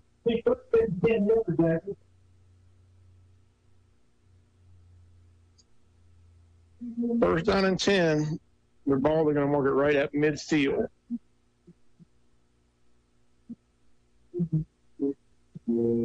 Jeb Craven on for his second series here in this ball game. Right from midfield, so Yellow Jackets going to have great field position. 4 receivers in the formation, 2 to the left, 2 to the right. Matthew Fuller lone setback. Jeb's going to throw. Got Vale out there. Vale's got some running room. Vale takes it down to the 46-yard line. Nice gain on first down of about 4 yards. Call it 2nd down and 6. Clock runs at 7:16 and ticking here, first quarter. Wayne 7, Southeast Bulloch 0. Wayne on the move once again. And they're trying to work on that bounce attack, Joe, and they're going to the air early here. Again, you can just see the development of this young quarterback. And we said it all the time, Joe, nobody benefited more from Coach Jay Beauchamp arriving to that young quarterback, because no one knows quarterbacks better than Jay Beauchamp. Played the position at Georgia Southern and Georgia Tech, and knows all about quarterback play. Matthew Fuller's met, but he gets away from the first man, turns the corner, and gets it down around the 42-yard line. It'll be a gain of 4. We'll call it 3rd down and 2. So Reagan Harvey with the walk-off home run, Avery Smith with the 3-run home run to tie it. Wayne County finds themselves in the 11 a.m. game tomorrow against the loser of that North Oconee Heritage Catoosa game. They got to beat that team and then beat the winner of that game twice tomorrow. Got to win a triple header tomorrow in order to win the state championship in Columbus. But they finished no lower than 3rd right now. There's only 3 teams left after the day in Columbus. 3rd down and 3. As they mark it back 1 yard. Jeb Craven again gives to Fuller. Fuller puts his head down and dives with the yardstick, and I believe that's the first Southern Bank first down. Nice second effort by Matthew Fuller, and Wayne County has the first Southern Bank first down. 5:58 left to go in this ball game. Or I'm sorry, the first quarter, not the ball game. It's been a long week. Long trip. First quarter action, 5:49 down. Yellow Jackets real methodical here, mixing it up. We've kind of been a little more pass heavy than we have run heavy. You can see now Southeast Bulloch's having to drop a couple guys back now, not creeping many up. 39 yards out. Jeb going to throw again. Again, it's the slant and pass to Vale. This one a little bit behind Jacques Vale. Same play, Bob, as we scored a touchdown. Instead of him being lined up on the left, he was lined up on the right. We just try to flip the field, pass a little bit behind. 2nd down and 10, incomplete pass. First incompletion tonight for the young quarterback. 5:30 left to go first quarter. Wayne up 7-0 on a 43-yard strike from Jeb Craven to Jacques Vale, and the longest touchdown pass of the year for the Wayne County Yellow Jackets. 2nd down and 10. Jeb back to pass, and this one's batted down. Nice play by the linebacker, number 48. That's Brant Horst. A linebacker for Southeast Bulloch, brings up 3rd down and 10 for Wayne County. A lot more passing this game than we've seen all year long, Jay. We've come out throwing this ball all over the yard. Sure have. No doubt about it. I haven't seen much of Matthew. He's had a couple runs. He's got that first run, but not many. Most of these plays are going to the air, trying to work on that balance attack as we head into the state playoffs in a couple weeks. But got to win this game to punch our ticket. 3rd down and 10. And this beat Jeb Craven again, rolling to the left, going to throw, and got a penalty flag. I think you're going to get holding. I think the linebacker grabbed the back of Coleman Palmer's shirt. That's what it looked like to me. I don't know what they're going to call here, but that's what it looked like to me. Yeah, there's holding and there's interference. The holding is just as good. Defense, let's see if this defensive holding. It looked like that was coming in front of us. I saw he had where the flag came, Joe. I kind of agree with you. It looked like it came in that middle part of the field. Did it look like a pick? I was looking to see if there was, maybe a pick. I didn't see whether it be an offensive pass interference. There's the guy with the white hat to tell us what the call is. And it's the ineligible man downfield. They're going to decline. So someone's not one of the linemen downfield. 4th down. Wayne County will punt the ball away. 5:22 left first quarter. 7-0 game, Wayne County. Again, girls softball team come from behind, win 2nd time in a row against Second-Year High School. The Jaguars had a 6-3 lead. Avery Smith, a 3-run home run to tie it. Reagan Harvey, a walk-off home run on the bottom of the 7th, winning Columbus by a final of 7-6. Our congrats to Cole Brockington and the girls. In action tomorrow, have to win a triple header to claim that state championship tomorrow. Low snap, McElwain, good, high, booming kick. Let's see if it can land, into the end zone. Good job by the punt returner. Kind of came this way and everybody followed him, but it went into the end zone. The 39-yard punt for Hampton McElwain. Again, nice booming kick into the end zone. And Southeast Bulloch come on the field for their second offensive possession. Could not move at all against Wayne County's defense in that first series. 3 plays and out, lost a couple yards, and had to punt the ball back to the Yellow Jackets. Again, this is 2nd-string quarterback for Southeast Bulloch, so it's tough sledding for him. Nothing doing on the first drive. Especially against this Yellow Jacket defense. It continues to get better and better throughout the year as well, Joe. It's going to be fun to watch this defense come state playoff time. Quarterback Smith gives to the tailback, looking for some running room, and there's just nowhere to go. Wayne County has it wrapped up. And again, just no gain. Right back to the line of scrimmage at the 20-yard line. Nothing doing there. I mean, Bob, you had everybody right there. There was nowhere for him to go. 2nd down and 10. Looks like they gave him a half yard, so we'll call it 2nd down at 9. 4:48 first quarter. It's senior night here. They had the trunker, or is that what they call it, trunk or treat? Yes, right. It was all the kids on hand. Again, if you dressed in, come with an adult, you got in the stadium free. So I see a lot of costumes out there in stands, young kids all dressed up for Halloween. 2nd down and 9. And the quarterback's just going to keep it and push the pile forward for maybe 2 yards up to the 20. They'll give him 3 up to the 25-yard line. It'll be 3rd and about 4 here for the Southeast Bulloch Yellow Jackets. 3rd down and 4. 4:08 in counting. First quarter action. Wayne 7. Southeast Bulloch 0. And they're not in any hurry. Again, they let their play clock wind down. Play clock's at 14. Now they break the huddle. They snap it when there's about 5 seconds left on that play clock. 3rd down and 4. And the quarterback, again, just going to go to the tailback. I guess hit the line of scrimmage. Big hit. Oh, they're going to give 15 yards. Yep. DJ West, Bob, with a great hit. And he drove the guy back. That's a terrible call. The whistle was blown. He didn't let up. He just drove him into the ground, so they're going to call a 15-yard. Oh, they'll take it back. They're going to call a hold. What is that? A personal foul. Yeah. I didn't see it. What kind of call? That's not a... He called holding, but that's not... He grabbed his wrist. That's not a personal foul call.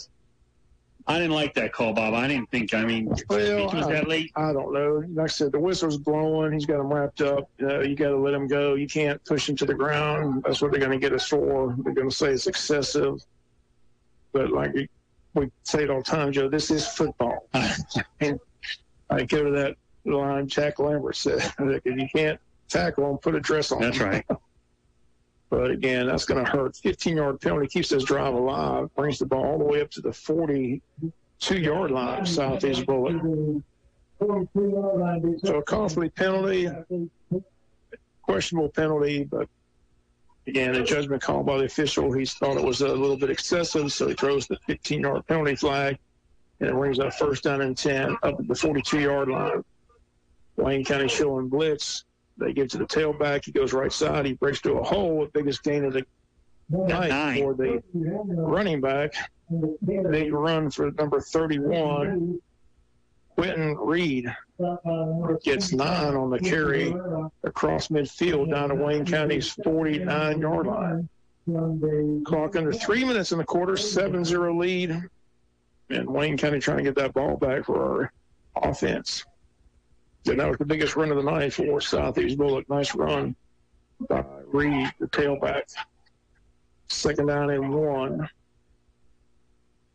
And they come right side. They've got the first down and more inside the 45, down to the 44-yard line. First and 10, Southeast Bulloch at Wayne County's 44-yard line. Nice tackle by Elijah Miller from his nose guard position, Bob. That's going to be their first actual first down that they've earned here in the game. Wayne, this is run heavy. Wayne's crowding the box. The one thing you have to watch, Bob, if the runner can get to the second level, there's not going to be many folks to be able to tackle him with everybody crowding up the line. So Kyon Taylor, the ball carrier, has the first down for Southeast Bulloch. They're 44 yards away. Wayne leads 7-0. Wayne first got down 9 and in 10. the box. And we grab the tailback and push him backwards. Nice play by Elijah Miller again from that nose guard position. Wayne is stacking the box, Bob. They are selling out against the run. We had 9 guys within 3 yards of the football. Elijah, one of the seniors, again, he's had a nice year on that defensive line. He makes a lot of tackles, Joe. Yes. Second down and 9, 1:45. Let's go in the first quarter. He was excited when he got his defensive player of the week. Well deserved. He was grinning. Second down and 9, ball at Wayne County's 43. Clock runs at a minute 31. First quarter action. Quarterback Colby Smith under center. Going to keep it on a bootleg and get into, well, he's still on his feet, gets inside the 40. Tough run by the quarterback, Colby Smith. Now a flag comes in late. It was just a pure bootleg.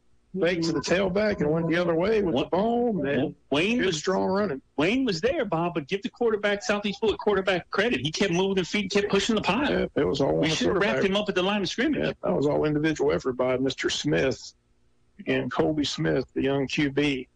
But it is a holding personal foul against Southeast Bulloch. Must be a lot of John going on down there, Joe, because I don't really see the personal foul penalties. No, I couldn't see. There was a big pile there. This is going to be interesting because if this is after the play,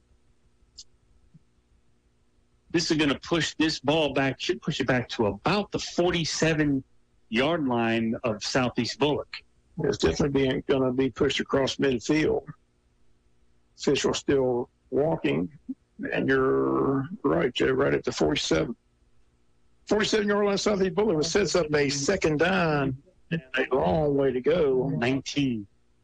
Second down and 19, close to 20 yards to get a first down here. 1:08 to go in the first quarter. Wayne County leads it by a score of 7-0.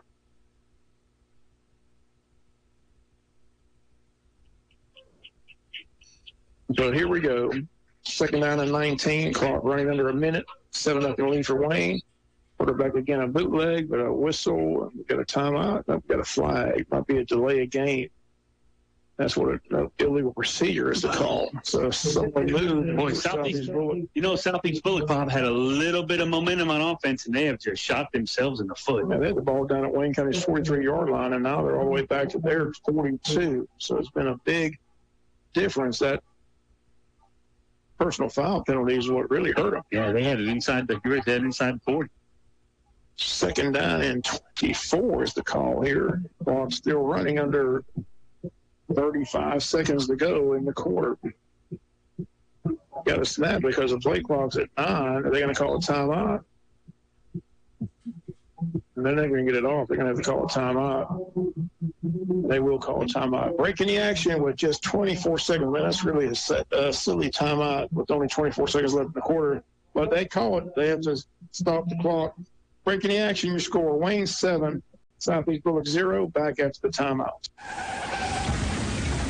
Gotten a wreck, fender bender, or just sideswipe that yellow pull at Walmart? Lightsey's Body Shop can fix it. Your car, your choice of body shop. Check out our Google reviews and our new website. We at Lightsey Body Shop are proud to announce our new location, 98 Doctortown Road in Jesup. That's 98 Doctortown Road in Jesup, across from the Show Mart. We have rentals available for our collision customers. Call us today at 912-385-6193. That's 912-385-6193, where we make it look like it never happened. Lightsey's Body Shop. You've heard about the sweet smell of success. In our towns, it's everywhere. The smell of coffee brewing in cafes, barbecue being served hot, and the whiff of sawdust from businesses being built. Our community success depends on yours. That's why Prime South Bank is now a local SBA lender with flexible terms and features for those who eat, drink, and breathe business ownership. Go to primesouth.com/SBA. Member FDIC, Equal Housing Lender. The Big Dog. Big Dog. Big Dog. WIFO-FM. Jesup. Welcome back. We're back to pass, throws, and almost intercepted, but we drop it. It was in the breadbasket of number 6, Matthew Milton. But Matthew Milton can't hang on and brings up 3rd and 24. He's doing his 10 push-ups, dropping the ball. Great job by the Yellow Jacket defense. They try to run the running play, and the quarterback stepped back, but our back secondary did a good job staying with the receivers. We're not pulled. 3rd and 24. Clock at 17 seconds remaining here in the first quarter. Wayne leads at 7-0. And the score was a 43-yard touchdown pass from Jim Craven to Jaquez Vale. Number 44, pass rushing specialist Bradley Wood checks into the game for the Yellow Jackets. And the ball's up in the air. We'll hit the quarterback. We'll get a flag again. Great job by John Ross, Bob, coming in. I think he was held. He came flying through there, still got to the quarterback. I think he got held. Honors coming in, so Southeast Bulloch must realize it's against them as well. Will Green will go back to return the punt for the Wayne County Yellow Jackets here. Just 13 ticks on the clock here in the first quarter. Wayne 7, Southeast Bulloch 0.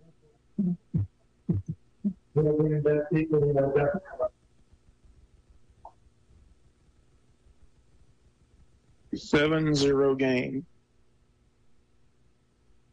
Here's the snap. Good high booming kick. Going to the far side of the field, hits and goes out of bounds down around the 27-yard line. So Wayne County will start 1st and 10 at their own 27-yard line. The punt's at 31-yard punt with 5 seconds left here in the first quarter. So Wayne will get to run a play, and then we'll begin quarter number 2. But your thoughts on the first quarter, Joe? Well, just what you said it was going to be. They were going to try to shorten it up. Wayne had an excellent 80-yard drive right out the gate. Had really good field position on the second drive, Bob. We had the ball right at midfield and couldn't do nothing with it. So hopefully here at the third drive of game 3 Yellow Jackets, we can get some points. Put this running offense in a bad position. 1st and 10 from our own 27. Jeff Craven QB. Got to go to Matthew Fuller. Matthew Fuller puts his head down and pushes the pile up to the 30-yard line. And that will be the end of quarter number 1. We've reached the end of the first quarter here at Jaycee Stadium.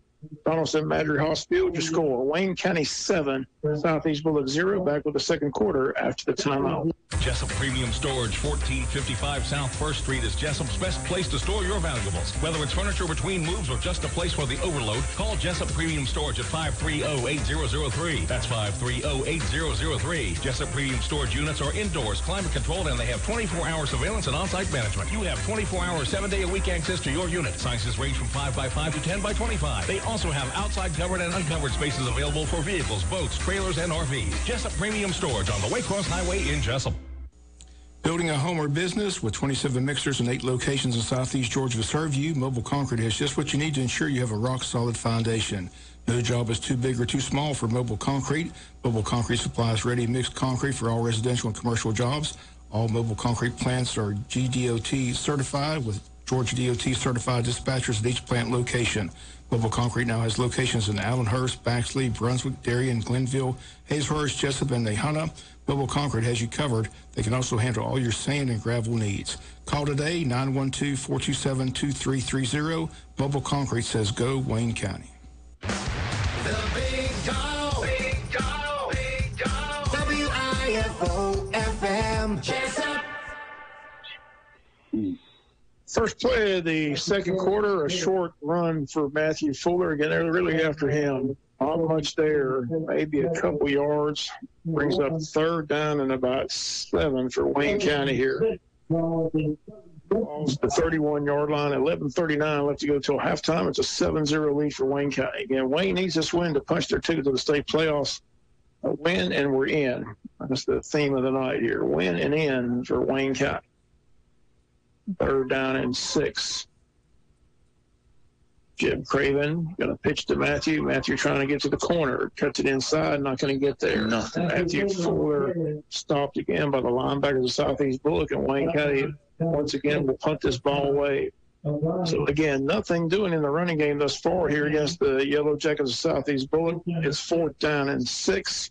Wayne will punt back deep for the Yellow Jackets of Southeast Bulloch, number 13, Easton Phillips, one of their wide receivers. He stands at his own 35-yard line.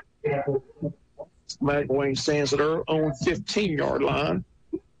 And Georgia Southern won yesterday, so they're not in action tomorrow. They won big over Georgia State. Big win for the Georgia Southern Eagles.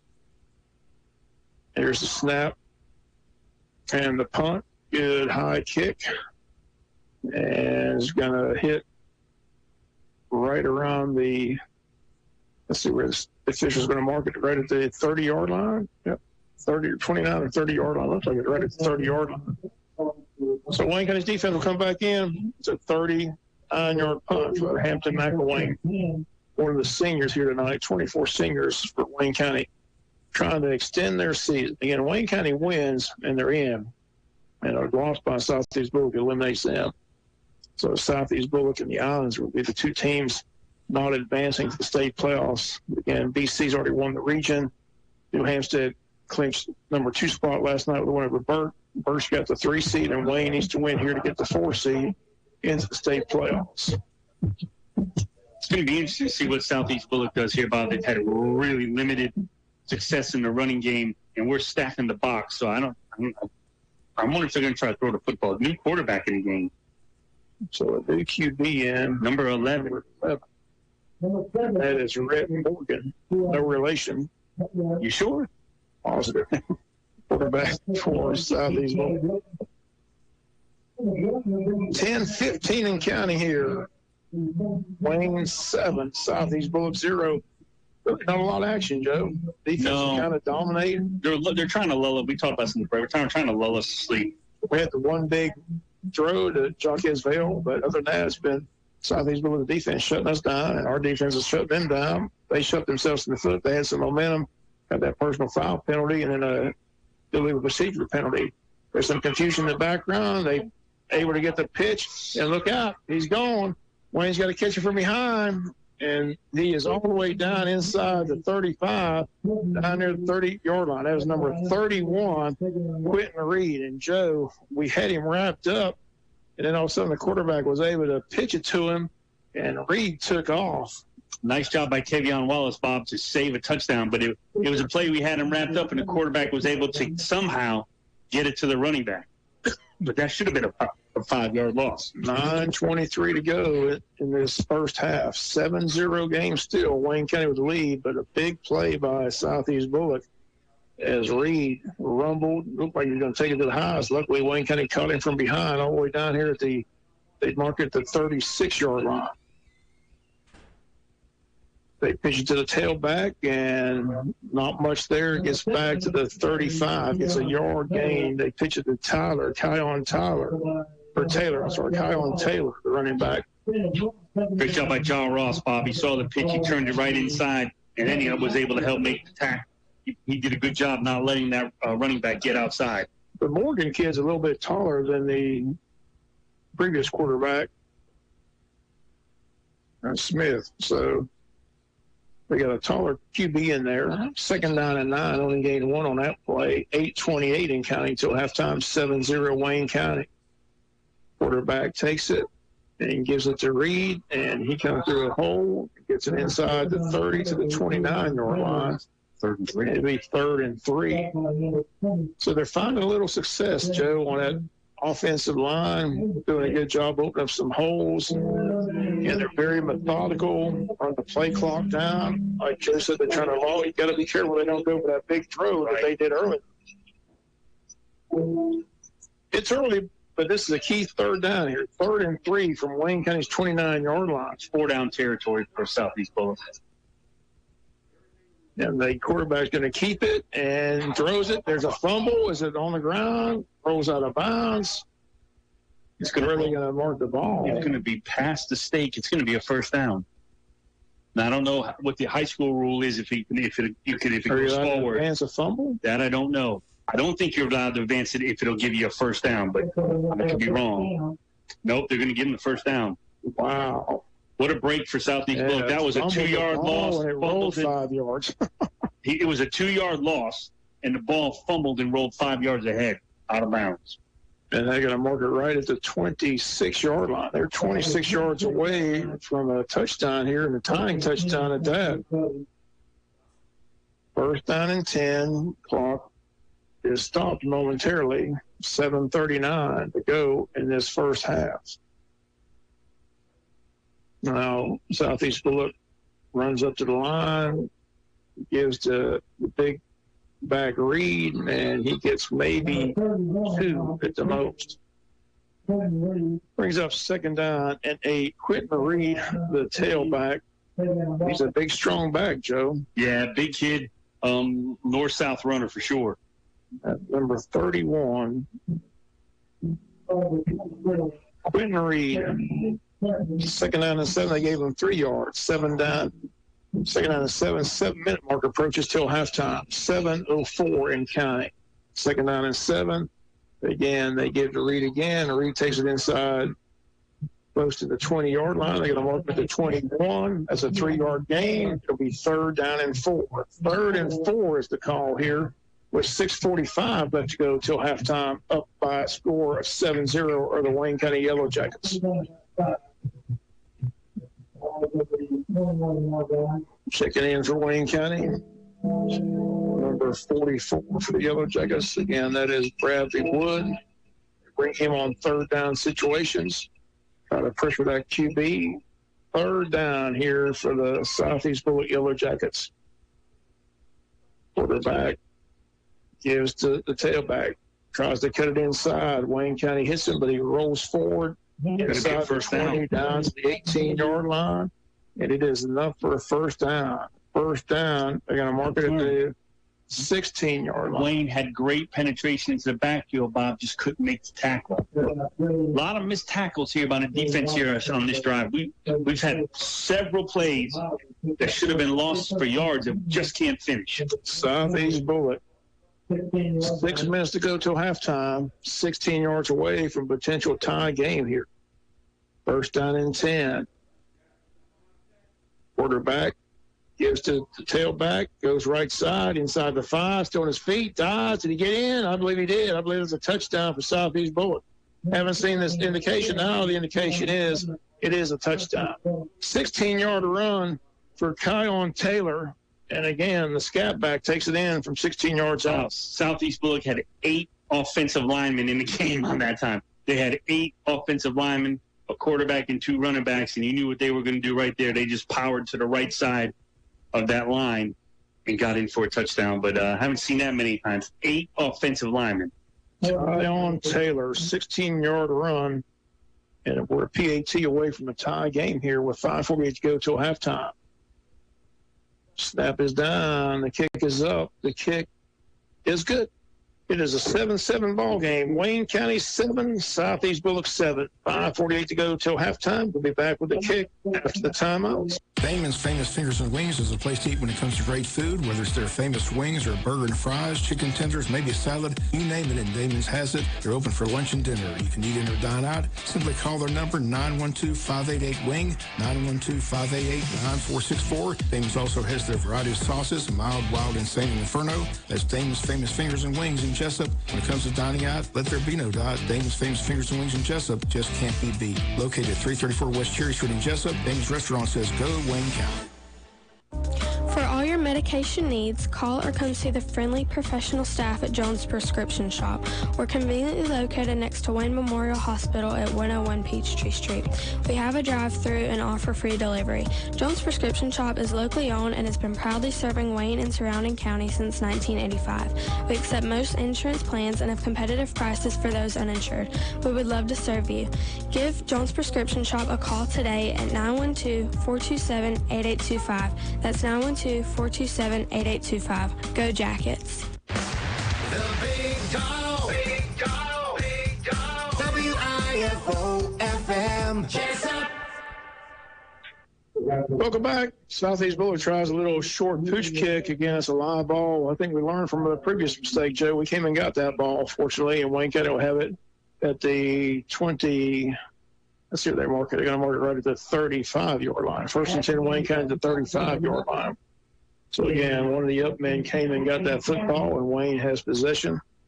7-7 game, 5:47 to go. Wayne County going to get it going here offensively. Haven't been able to get anything on the ground with Matthew Fuller. Southeast Bulloch defense, their credit, to shut him down here in this first half. And it was a 43-yard strike to Jacques Vale for the opening touchdown for Wayne County. Looked like we're going to be off and rolling. But again, this game is a 7-7 ball game with 5:47 to go till halftime. And they're changing footballs here. First down and 10 from our own 35. See if we can get this lead back here before halftime. Yeah, we win and we're in the state playoffs. Got to have this win here tonight. Jeb Craven back to pass, throws out here to Vale. Got Vale complete. Vale breaks the tackle. Vale rolls backwards and loses a couple of yards. They're going to have him at the 38-yard line for a 3-yard pickup. He was across the 40, but he ran back, was trying to avoid some defenders, but it'll be a gain of 3, second down and 7. I look for Wayne, Bob, to maybe try to run that screen pass that we've had some success with now that we're kind of throwing the football, backing them off a little bit. They say he got 4 yards on the play, second down and 6 at the 39-yard line. Jeb Craven, 3 receivers to the left, 1 to the right. Going to throw out here again. Got Hattie Peel. Hattie Peel right up the field. It's going to be a first Southern Bank first down across the 45 to the 47-yard line. Nice play by Hattie Peel. Nice yards after the catch. Well, he did a good job, Bob, just taking the ball, not dancing around, just running straight up field. And because he took the ball and went straight up field, he was able to get back past the sticks for a Wayne County first Southern Bank first down. Yeah, first Southern Bank first down. Ball near midfield at the 47-yard line of Wayne County. Clock at 4:52. Wayne with all 3 timeouts left. Southeast Bulloch has 1 timeout left here in the first half. Peel comes to the right side along with Eric Hodges. It's trips to the right and Vale to the left side of Jeb Craven. Matthew Fuller has it. Has a big hole. He got tripped up right at the 41-yard line. Thought he was gone. Biggest run of the night for Matthew Fuller. It's a first Southern Bank first down. Down inside the 40, they're going to mark it the 39-yard line. Wayne's going to go a little hurry-up offense here, try to get a little tempo. First down and 10, first Southern Bank first down. Ball at the 39. Jeb again out here to Eric Hodges. Hodges catches the ball and takes it forward inside the 35 down to the 33-yard line. Nice gain on the first down of about 5-6 yards. We'll call it second down and 4. 4:12 and ticking here towards halftime. 7-7 ball game. Wayne County Southeast Bulloch.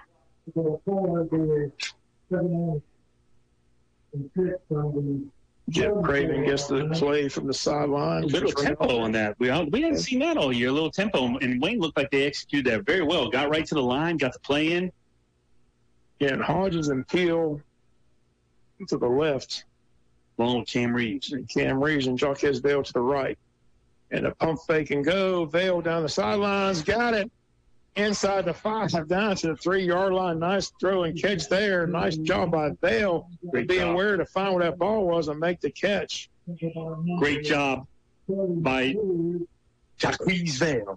Boy, he went up and got that and made a move. And he's really come on here, Bob, last 3 games. You know, the passing game has... Our offensive player of the game last week, he's picking up right where he left off, Joe. He really... I think that's his 4th reception of the night already. 1st and goal from the 6-yard line. Wayne County knocking at the door, trying to regain the lead here.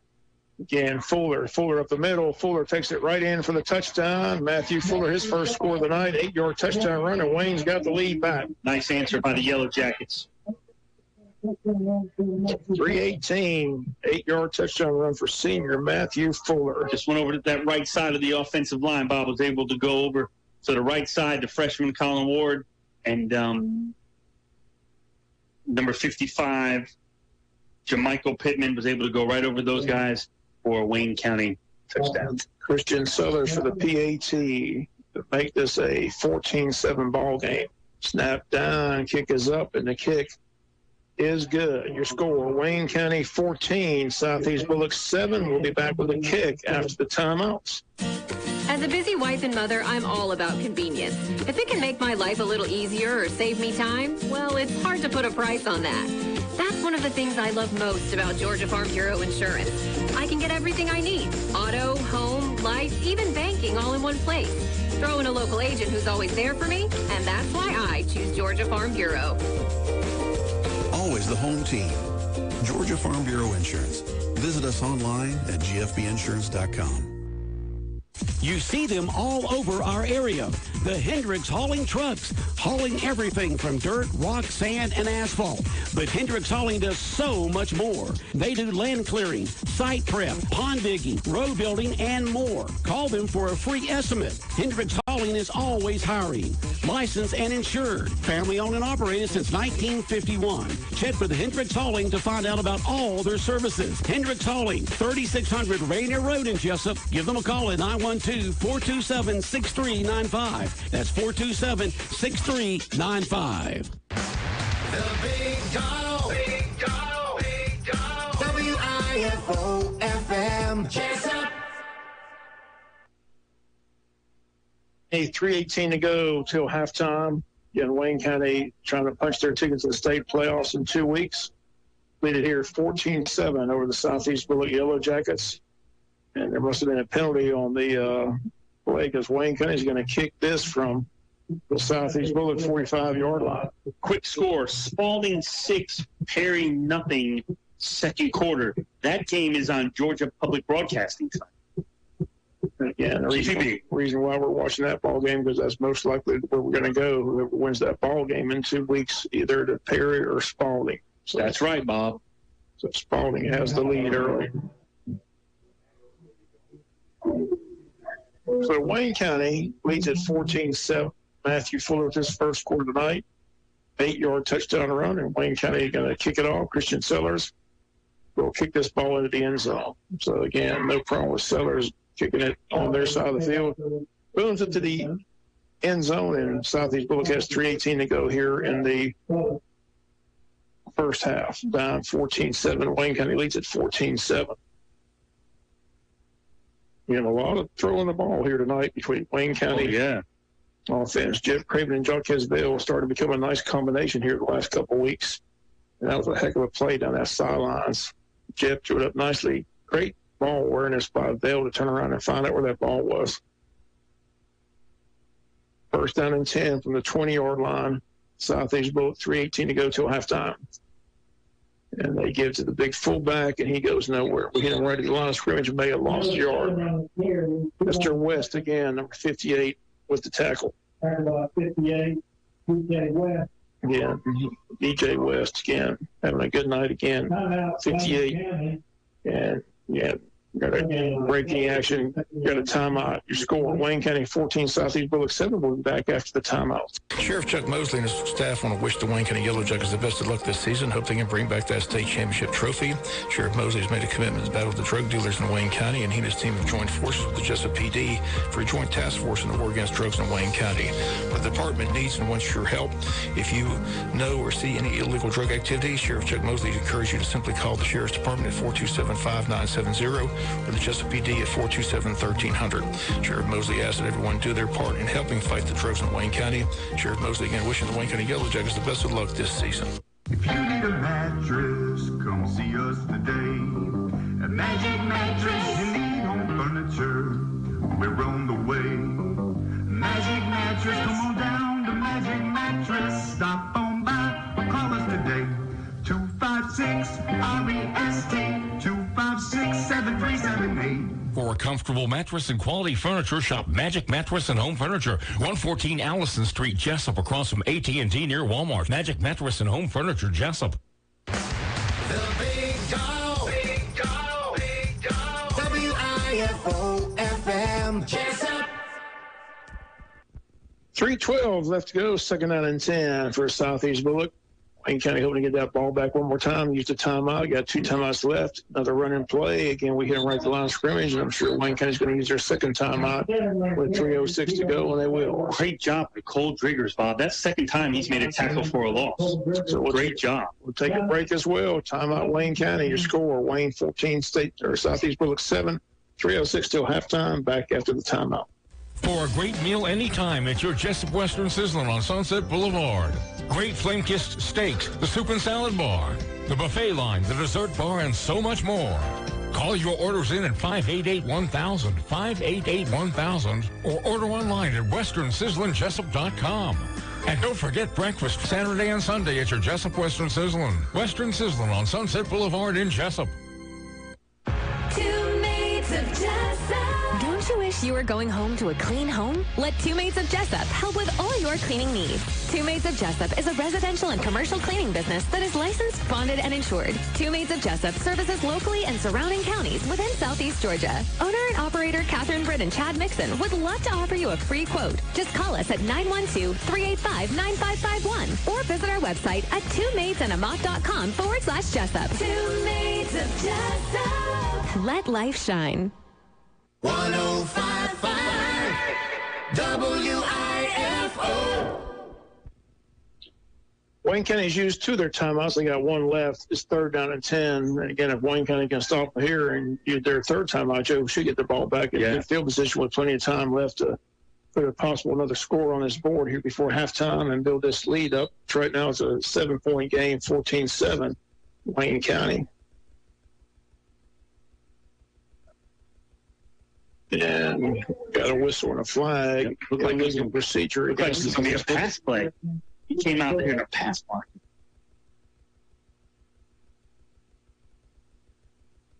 So a 5-yard penalty pushes the ball back to the 15-yard line.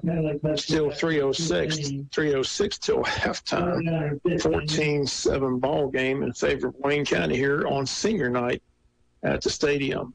And next week we've got off, and the state playoffs begin 2 weeks from tonight. Again, Wayne County knows they'll be on the road. The question is where they're headed. And again, all that will be decided in the next week. 3:06 to go. Morgan back to pass, rolls to the right, throws downfield. Did he catch it?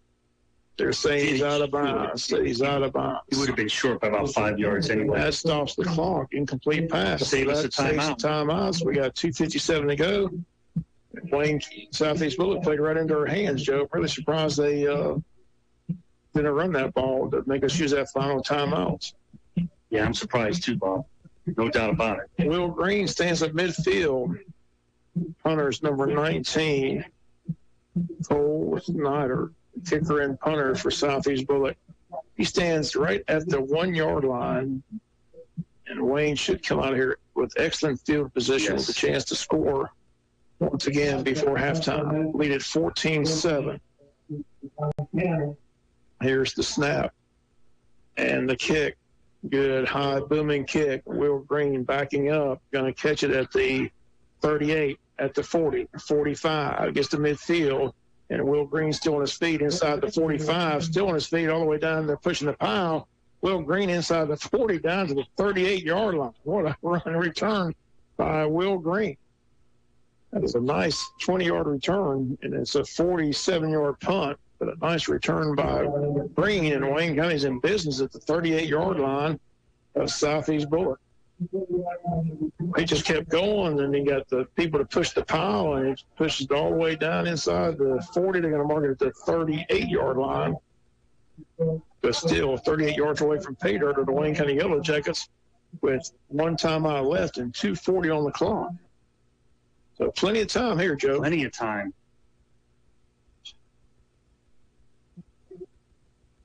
Jeb Craven comes out. 3 receivers in the formation. Eric Hodges to the left, Jacques Bell, and Cam Reeves to the right. And he rolls to the right, looks downfield, throws to the sidelines, incomplete. Good coverage there against Jacques Bell by number 5, Brandon Wells. Incomplete, 2nd down and 10. Final. Heritage Catoosa 3, North Oconee 2. Wayne County will play North Oconee at 11 a.m. tomorrow morning. In Columbus. Wishing the best of luck. Yeah, they're in the final 3. 3 teams left. Heritage Catoosa wins that ball game. They're in the winner's break. They're 1 win away from the state championship. They've been ranked number 1 all season long. North Oconee with that talented catcher going to Oklahoma. The rematch of that 12-0 game in 5 innings yesterday. Jeb again throws, got his man complete inside the 30 down to the 28-yard line. Cole Palmer, the tight end, it's his birthday. Happy birthday to him. I hear you. Gets a big catch there. And it's the first Southern Bank first down. Wayne County 28 yards away from a touchdown. Clock runs at 2:20. Still 1 timeout left. Got plenty of time here. Just 28 yards away. Southeast Bulloch jumps off sides, and Wayne County will get 5 yards on that. Boy, I thought the ref threw that flag a little early, Bob. He jumped, but he got back into neutral zone, and no one from Wayne flinched. I think that was the ref closer to our sideline. I think Wayne got away with one. Got a break there. So we'll take the 5-yard penalty. Brings it 1st and 5. Ball at the 23-yard line, or 24-yard line. Sorry, 24-yard line. 24 yards away are the Yellow Jackets. 2:03 and counting. Clock is running. We still have 1 timeout left. Jeb Craven gives to Matthew Fuller, and Fuller gets hit right there at the line of scrimmage. Colin Ward's helmet came off. He'll probably have to leave. He tried. He picked it up as fast as he could, and he put it on. He's hoping that nobody would see it. Again, that was kind of heads up play on his part, but that helmet came off. He was quick, put it on. Hoping good for him. 2nd down and 5. No gain on that play. 1:45 to go. Still 23 yards out of the Yellow Jackets. Same formation. Twins to the right, twins to the left. Jeb Craven, Matthew Fuller, give to Fuller. Fuller's going to look for some running room. Breaks the tackle, stays on his feet, gets all inside the 10 to the 9. First Southern Bank first down, all on Matthew Fuller, just running over people. Boy, Bobby, he tried to keep his balance and was almost had it. He would have had a touchdown. But nice job filling in there. Number 58, DJ West, our senior defensive lineman, had to come in there and threw a nice block in his 1 play of duty. 9, no, they're going to mark it right at the 10. 10 yards out of the Yellow Jackets, 1:18 and counting. 14-7 lead. Once again, it's Fuller. Fuller looks inside the 5, down to the 4-yard line, but there's a flag. Is that a flag? No, I'm sorry, that's somebody's towel. That's Jeb Craven's big towel. I thought it was a flag. Wayne's going to go with tempo. Yep, Jeb's hurrying out to the line. Under a minute now, 58 seconds and counting. Still 1 timeout left. 5 yards out. Once again, Fuller puts his head down, nothing doing. We might have to use that final timeout, and I think we will. Timeout, Wayne County with 46 seconds to go. We're 5 yards away from a score. Take a break. Score, Wayne County 14, Southeast Bulloch 7. 46 seconds away from halftime. We'll be back after the timeout. Great products, low prices, helpful service. That's Harris Ace Hardware. Harris Ace is your place for Yeti coolers, Traeger grills, Costa de Mar sunglasses, Calcutta Renegade coolers, Plus, Harris Ace is your hometown dealer for yellow wood-treated lumber. Harris Ace will not be undersold on price, so you know you're getting the best price at Harris Ace. Your favorite place for hardware and lumber supplies is Harris Ace Hardware, West Cherry Street in Jesup. 105.5 WIFO. Third down and 5, third and goal from the 5. 46 seconds left to go till halftime. Wayne County leads at 14-7.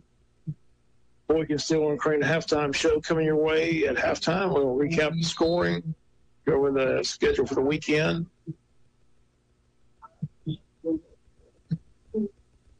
And third and goal from the 5. No timeouts left. 46 seconds remain. So you throwing it here, Joe? I think in 4-down territory, I'll run the football. Third down and 5. Jeb's going to throw it. Jaquez Vale, touchdown, Wayne County. Little bubble screen, touchdown for the Yellow Jackets. Just like my bullseye pick. Off. Bad prediction. Nice pitching catch. Vale did a good job. Come back to the football. Was able to get in there for a third Yellow Jacket touchdown lead. So Jeb Craven and Jaquez Vale for the second time tonight. This one from 5 yards out. Time on the clock, 40 seconds. PAT away from a 21-7 lead here, heading towards halftime. Again, a nice bubble screen. Craven to Vale. Second time they've connected for touchdowns here tonight. Snap down, kick is up. The kick is good. It's Wayne County 21, Southeast Bulloch 7. We'll be back with a kick after the timeouts. Is your checking account broke? These days, every little bit helps. So if you can eliminate monthly checking charges, why wouldn't you? At Interstate Credit Union, we'll help you afford everyday living with our low to no cost products and services. Call 800-822-1124 or go online at interstatecu.org to experience a better way to bank with Interstate Credit Union. Branches conveniently located in Jesup, Baxley, Brunswick, Hazelhurst, Midway, and now Douglas. Federally insured by NCUA. Blue Collar Heating and Air is your top-of-the-line Carrier dealer. They service many brands and specialize in new installations, upgrading existing equipment, and airflow problems. They also have a large variety of hard-to-find filters in stock. So when quality counts, call the air conditioning experts, Richard Whitley and David Dial at Blue Collar Heating and Air, 427-6400. For weekend service emergencies, they have an experienced service technician on call. So remember, when quality counts, choose Carrier and turn to the experts at Blue Collar Heating and Air, serving Wayne County and surrounding areas. 175 Northwest Broad Street in Jesup. 105.5 WIFO. 35 seconds remain in the first half. The kick and Southeast Bulloch returns it to about the 21-yard line. They've got one timeout left and 35 ticks left. It's a big score right there for halftime. No Wayne doubt. County did a good job. J-Bo Shaw did a great job using those timeouts, Joe. Preserving that time on the clock to give Wayne County scoring opportunity, and they capitalized. Nice job by the Yellow Jackets. But Wayne County gave plenty of Yellow Jackets. Southeast Bulloch, 35 seconds left. They're just going to run out the clock. So they're not going to use the timeout. They're just going to run the clock here, and we're going to head towards halftime. Play clock at 25. They turned the play clock off. So, again, we're going to run this clock towards halftime. So it's a good score at half for Wayne County, a game they've got to win to get in. We're at halftime. Your score, Wayne County 21, Southeast Bulloch 7. We'll be back with the Boykin Steel Crane halftime report after the timeouts.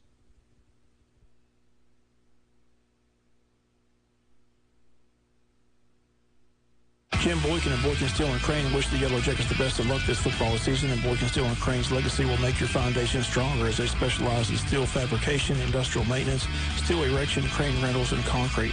Boykin Steel and Crane in operation in Jesup and Wayne County since 1972. Jim Boykin has taken over the family business and continues to do what's best for his community. Boykin Steel and Crane located on the Savannah Highway in Jesup. The number to call is 427-7751. Boykin Steel and Crane, again, wishing the Yellow Jackets the best of luck every Friday night. Sometimes things happen in life that can knock you off course for a while. It happens to all of us at some point. Even the most careful plans can get tipped over when you least expect it. If this is you right now, Altamaha Federal Credit Union is here to help you get back on your feet with a Lifesaver loan. Need a few $100s to get you through a tough spot? We got you. Don't sink into the payday loan cycle. Let AFCU throw you a lower interest lifeline so you can keep your head above water. Contingent upon approved credit. Altamaha Federal Credit Union is insured by NCUA and is an equal housing lender. Where do you shop for great tire prices? Where do you get your brakes done? Where do you get a simple oil change? Introducing a one-stop shop for all. Neesmith Tire and Quick Service Center. Right now, get up to $120 cash back in rebates when you buy top name brand tires like Michelin, B.F. Goodrich, Goodyear, and Pirelli. Neesmith Tire and Quick Service Center has them in stock for all makes and models at everyday low prices. Plus, we have a price match guarantee. Save time, save money. Neesmith Tire and Quick Service Center. Click over to NeesmithJesup.net and find our money-saving coupons. We're just a short drive from you. Start saving money today. The Chop House Grill and Bar in downtown Jesup offers a cozy, laid-back atmosphere with daily food and drink specials as well as live entertainment every Thursday and Friday nights. The Chop House Grill and Bar has all of your favorites, from their hand-tossed pizza cooked in their authentic brick oven to their Chop House burgers and steaks. And with their family-friendly environment, there is something for everyone. And they have specials every day from 3 to 5. The Chop House Grill and Bar offers dine-in and takeout options. Located at 155 West Cherry Street in downtown Jesup.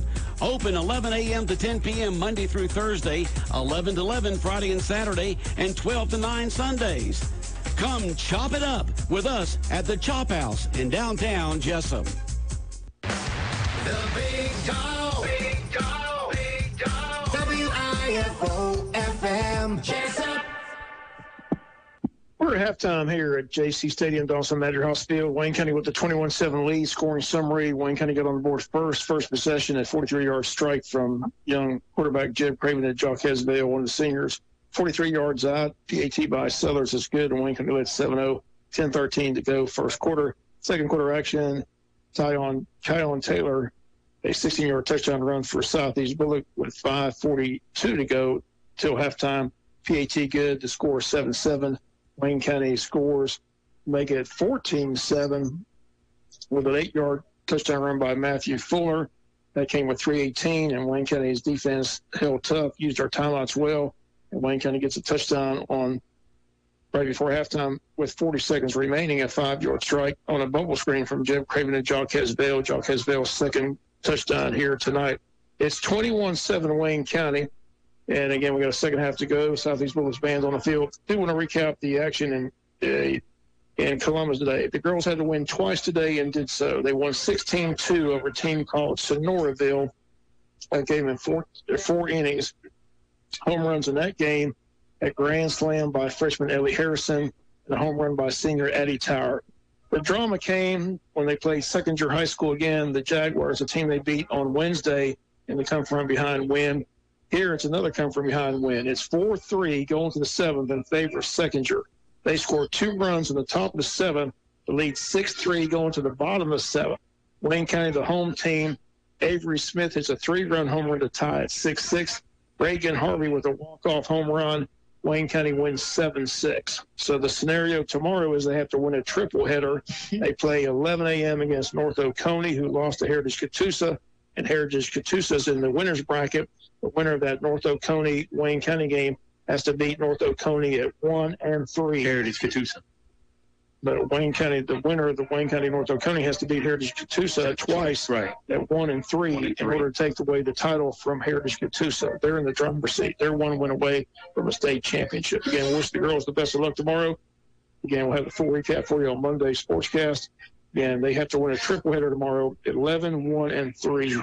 And they got that big rematch against North Oconee, the team that beat them yesterday by a score of 12-0 with that talented quarterback, Kendall Wells, who is the #1 catcher in the state, only a junior. But again, they're intentionally walking her just about every time she walks to the plate, because when they pitch to her, she hits it over the fence. So again, we wish the team the best of luck, but great comeback again tonight in that second ball game, beating the Second-Year Jaguars for the second time. And Second-Year lost 2 games in that tournament. both to Wayne County. Lost on Wednesday and lose here on Friday. So that's the scenario. A triple header tomorrow for the girls if they want to win a state championship. Got to beat North Oconee at 11, and they beat Heritage Catoosa twice at 1 and 3. Here it's 21-7. Wayne County with the lead. We'll come back with more of the Boykin Steel and Crane halftime report. We'll do it after the timeouts. Wayne Memorial Hospital wishes the Yellow Jackets the best of luck as they pursue region and state championships. The hard work and dedication of our coaches and student athletes has been instrumental to your success. The staff at Wayne Memorial Hospital is also dedicated to providing and delivering the best possible health care to everyone who comes through our doors. We consider it an honor and a privilege to be entrusted with your health care needs. Caring for the community isn't just our motto, it's what we love to do. Wayne Memorial Hospital, the official health care provider of the Yellow Jackets. Jim Boykin and Boykin Steel and Crane wish the Yellow Jackets the best of luck this football season, and Boykin Steel and Crane's legacy will make your foundation stronger as they specialize in steel fabrication, industrial maintenance, steel erection, crane rentals, and concrete. Boykin Steel and Crane in operation in Jesup and Wayne County since 1972. Jim Boykin has taken over the family business and continues to do what's best for his community. Boykin Steel and Crane located on the Savannah Highway in Jesup. The number to call is 427-7751. Boykin Steel and Crane, again, wishing the Yellow Jackets the best of luck every Friday night. Time out. Are you looking for a new home? Come huddle up at Clayton Homes of Hinesville, proud supporter of Southeast Georgia football. You won't believe these game-changing deals with energy-efficient appliances, modern kitchens, walk-in closets, and more. These homes are MVP worthy. Clayton consultants are always standing by to answer questions and help you find the home of your dreams. Don't fumble this amazing chance. Come visit Clayton Homes of Hinesville on 1207 Oglethorpe Highway and find your dream home today.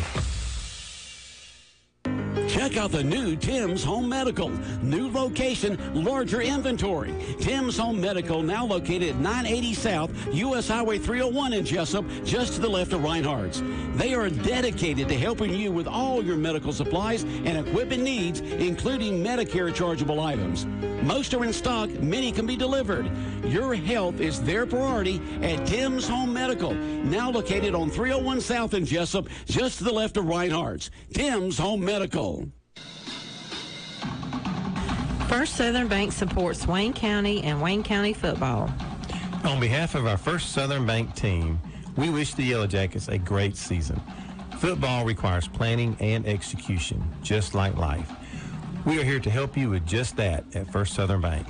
Call us at 912-588-1010 and see how First Southern Bank can help you. Go Jackets! Member FDIC Equal Housing Lender.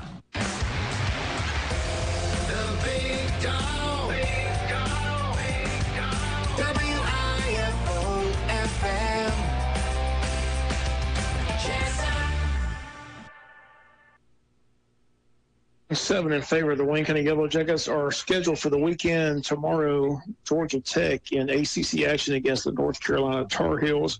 North Carolina lost their first game last week.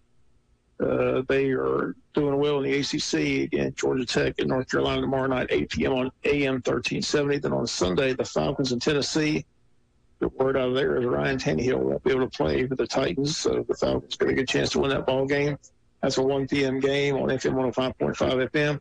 And the Jacksonville Jaguars headed to Pittsburgh to take on Pittsburgh Steelers tomorrow, 1 p.m. That game on AM 1370. Big game for both teams. So that's the lineup for you. And I believe the World Series began tonight. We're going to tonight Arizona and Texas. We'll try to find something on that game for you. But that's game one of the World Series. I don't know if anybody's interested in the World Series. I was talking to a diehard baseball fan that, all season long in the National League with the Braves, the Phillies, the Dodgers, and the Cardinals, and it's Arizona. Do you know much about the Arizona Diamondbacks? No. Nobody cares. Let's be honest. Nobody cares. I hate to say that. But the people in Texas care. The people in Arizona care. Half of them are Astro fans. But that's the World Series we're talking about. Bob, here's what I wanted to talk to you about. We want to talk about something. You haven't said nothing about this, and I'm really, really kind of concerned. So what do you think about Texas is winning 2-0 in the bottom of this second? Okay. Over 2 hours. But here's why I can't believe you're talking about this. What are we talking about? Spurrier went to speak to the Florida Gators to give them motivation this week in the game against Georgia, and you haven't said anything about it. Well, Steve Superior. He's up there in age, and do you think what was he supposed to do? Walk out there amongst the Florida Gator team and say, "Hate to tell you guys, but you're going to get beat by Georgia." Listen, he was 11-1 against Georgia as a coach, and he only lost once. He was 11-1. So he's made his prediction. He says that the Gators are going to win. Joe, what's in his coffee? I don't know, but listen. I just you haven't commented on that. There's no need to. Here we go. I mean, like I said, go ahead and say it. We're winning 94-0. Go ahead and say it.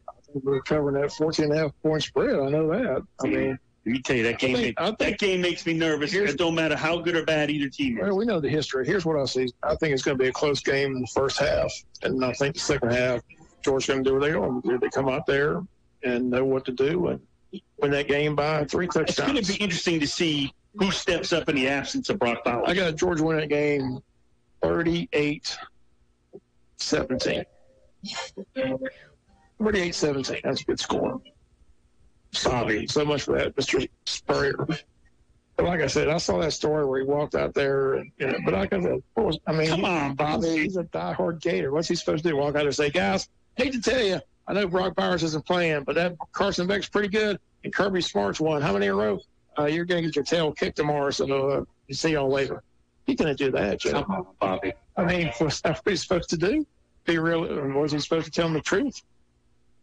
Was Steve Superior to walk out there amongst those Gator players and say, "You see him out there? Tell you the truth. You're going to get beat."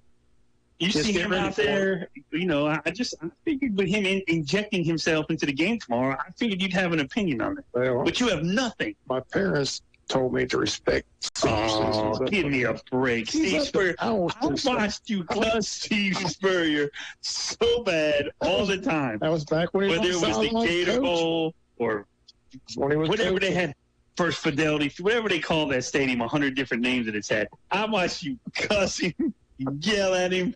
I even think you flipped him a finger one time when he was walking in the tunnel. I think I saw that one time. I don't remember that. Bob Morgan. I have nothing to say about Steve Steve Superior. That's an interesting And then when he was at South Carolina, you cussing there too. Come on now. Well, I'm just not a fan. You're killing me. Just not a fan. I know one thing. If you want to eat at a fine restaurant now, you go down there to Gainesville, his restaurants, it's good eat. Wait a minute. You actually gave him your money? My nephew is attending University of Florida. When I went down there to see my sister and her husband and my nephew, that's where they wanted to go eat. And luckily, here's the good news. They went there several times. The first time they went there, guess who was there? Who? Steve Spurrier. He was there. Both times he visited the restaurant. Luckily, when I was there, he wasn't there. So wait a minute. Because that would have been bad. If Deion Sanders had a restaurant, would you go to it? Probably not. But you would go to Steve Spurrier's. Unbelievable. I was invited by my Bob sister Morgan and her husband and my nephew. Contradiction. That's all I'm going to tell you. This is a record. Bob Morgan, you're all over the place on this one. It was a free meal they picked up. Have you ever known it turned out a free meal? Now that changes everything right there. How long you know? Yeah, I know, but still, I think I would order water. You know, Dine and dash. You should dine and dash on Bob Morgan. But you should. That's it. 21-7, Wayne County leads it. Getting set for the second half action. Wayne County with the lead needs this win to get into the state playoffs. We'll try to check that Spalding-Perry score and get an update on that game because, again, that's probably where we're headed in a couple weeks. The winner of that ball game will be the number 1 seed on that side. That's where Wayne County's headed, so we'll try to get an update on that ball game. But here it's Wayne County 21, Southeast Bulloch 7. We'll take a break, come back with more of the Boykin, Steele, and Crane halftime show right after this timeout. Jim Boykin and Boykin, Steele, and Crane wish the Yellow Jackets the best of luck this football season, and Boykin, Steele, and Crane's legacy will make your foundation stronger as they specialize in steel fabrication, industrial maintenance, steel erection, crane rentals, and concrete. Boykin, Steele, and Crane in operation in Jesup and Wayne County since 1972. Jim Boykin has taken over the family business and continues to do what's best for his community. Boykin, Steele, and Crane located on the Savannah Highway in Jesup. The number to call is 427-7751. Boykin, Steele, and Crane, again, wishing the Yellow Jackets the best of luck every Friday night. The Trade Mart at 3689 Savannah Highway has been serving Wayne County and surrounding counties for over 30 years. If it's a small hand tool you're looking for or a 30-ton bearing press, we've got it. You need a tarp? We've got you covered. We have any size you need, from a 5x7 to a 30x60. So if you need a quality tool at an affordable price, come see us at the Trade Mart, 3689 Savannah Highway, or call us at 427-6966. That's 427-6966. The Trade Mart says, go Jackets. GNS Auto Sales of Jesup offers the perfect combination of quality pre-owned vehicles and affordability. GNS Auto Sales has buy here, pay here option available, or you can use your own bank or personal finance company. It is our goal to provide Jesup and the surrounding areas with the best buying experience possible. GNS Auto Sales located at 448 North 1st Street, Jesup, across from Farmers Market, or call them today at 912-559-4600. That's 912-559-4600. When a legal battle comes your way, you want the best team in that courthouse. Our Jackets take the field prepared and ready to go. And like the Jackets, we stay prepared for any legal challenge. Now, we might not answer the phone in the shower, and it might take more than one call, maybe even two, but we're ready to fight for you. If you or your loved one has been injured or you're facing any other legal battle, give us a call. Tracy Allen Brown, 912-427-2504 or www.youneedbrown.com. I'm Brant Davis with Jesup Furniture Outlet. It's fall, y'all, and the holidays are right around the corner. Visit our outlet showroom today to find huge store-wide discounts. Whether you're looking to update your living room or you're in need for the perfect dining room table, we have it all. Every item in our store is on sale and available for immediate delivery or pickup. Take advantage of our special financing where you pay no interest for up to 48 months. Stop in today at Jesup Furniture Outlet, 651 Scranton Road in Brunswick, Georgia, where you'll find great furniture and always the best price. The Big Dog. Big Dog. Big Dog. WIFO-FM. 21-7 your score here as we get set for the second half in a couple of minutes. Joe, just want to get your thoughts on the first half. Again, Wayne looked like they wanted to work it again exactly like Coach Shaw said in the coach show. We're going to have balanced attack. Came out throwing the ball more than they ran the ball in that first half, something we haven't seen all year long. You know, we came out real hot first drive, and I think we took the first drive right downfield, 7-0. We got their second drive, got the ball right at the 50, and we couldn't do nothing with it. And it seemed like after that, things just kind of got flat and kind of lulled us to sleep. Southeast Bulloch comes and scores a touchdown, ties it up. But then Wayne did a great job getting back off the mat. But I think the big play, Bob, was we answered right away. Matthew Fuller capped it off with, I think, an 8-yard run, 7-yard run. And then after that, we seemed to have the momentum going into the half. So it's going to be interesting here. Southeast Bulloch will get the ball to start the second half. 14 points down with a predominantly running offense kind of tends to put them behind the 8 ball. No, if Wayne County wins this ball game, the top 4 teams in our region are set. I know their games next week, but it won't matter. Again, BC has already won the region. Again, the key game last night was New Hampstead and Burke, and New Hampstead hosted Burke and beat them in that ball game. So it'd be really a 3-way tie between Wayne, Burke, and New Hampstead for the number 2 seed, and it came just down like the Appling, Toombs, and Pierce tiebreaker. Its point differential, well, the point differential worked in New Hampstead's favor, so they got the number 2 seed. Then it reverted back to head-to-head for 3 and 4. And since we lost that game at Burke gets the 3 seed. Wayne will get the 4 seed if we win here tonight. So it'll be set. The question is who's going to play on the other side of where we go, where we travel. The BC and New Hampstead get to play at home, and Burke and Wayne will be on the road. And I promise you, the people that see Burke as a 3 and Wayne as a 4 are going to be shaking their head like, look out. Well, here's the thing, too. Got to remember, and this could happen, Burke still has to play Southeast Bulloch next Friday night. So Southeast Bulloch playing at home, if they can pull the upset, then that would obviously put Wayne County, and Wayne County could then propel to the 2 because there won't be, then there won't be a 3-way tie. So, I mean, I would agree with you if I'm a betting man. I'm agreeing with you. But if Southeast Bulloch, Bob, pulls the upset next week, we jump to 2. So we got to keep our fingers crossed and hope for upset Southeast. Right, because what would happen is in Burke, we wouldn't be a 3-way tie. It would just be Wayne and New Hampstead tied, and we have the head-to-head. There you go. I like your optimism. Well, I mean, it's a scenario. Is it plausible? Yes. Is it? I mean, it's possible, but not probable. How about that? Well, I'm going to take the scenario I mentioned a while ago. BC 1, New Hampstead 2, Burt 3, Wayne 4, and lock it, load it, take it to the bank, because I don't see that happening next week. You know, this isn't a bad. Southeast Bulloch is not a bad football team. They're really not. I like their strategy. Run heavy. The strategy's interesting. Like I said, they try to lull you to sleep. They run the play clock all the way down and snap with 5 seconds to go. But they kind of try to make it where you kind of, like you said, they want to lull you to sleep, and then all of a sudden they want to hit the big play. Right. Of course, they almost hit a while ago. They had one big running play, but for the most part, Wayne County's defense held them in check. And again, we lead at 21-7. Anything can happen in the second half. Still a whole half of football to go. Wayne still needs to win this ball game to punch their ticket. But I feel good about it. Looking forward to talking to Coach Shaw after the ball game, get his thoughts. Because apparently there was some more controversy in that New Hampstead-Burt game. Did you hear that story? Yeah. On a 4th and 8 play, Burt called a timeout. They were on the field talking timeout. All of a sudden, New Hampstead walked over like they were going to have the timeout, and they ran right back out on the field. And without Burt's defense out there, they let him snap on a run and play. And I was talking to Coach Shaw. He says, man, I can't believe Coach Stevens of Burt didn't get tossed out of that ball game. He said, because if I was there in that scenario, I don't know what would happen. But you see these things happen time and time again. You just shake your head. That's why I wanted to see Mr. Hines up there at that Georgia game, or that's Columbus game, try to address. I mean, but nothing seems to happen. And Coach Shaw and I've talked in the coach show this. The technology is there. I said, why don't they just lobby to give, like the pros and the colleges, give the coaches 2 challenges? The technology is on the sideline. They can go to the video and try to correct some of these things that are taking place all across the state of Georgia. I thought maybe that would be a solution.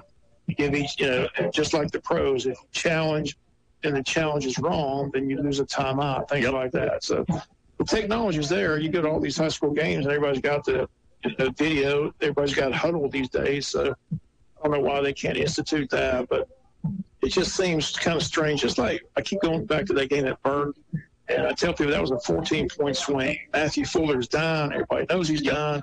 It's on our sideline, but they don't blow a whistle. They pick it up and ran it 75 yards, and it was a 14-point swing.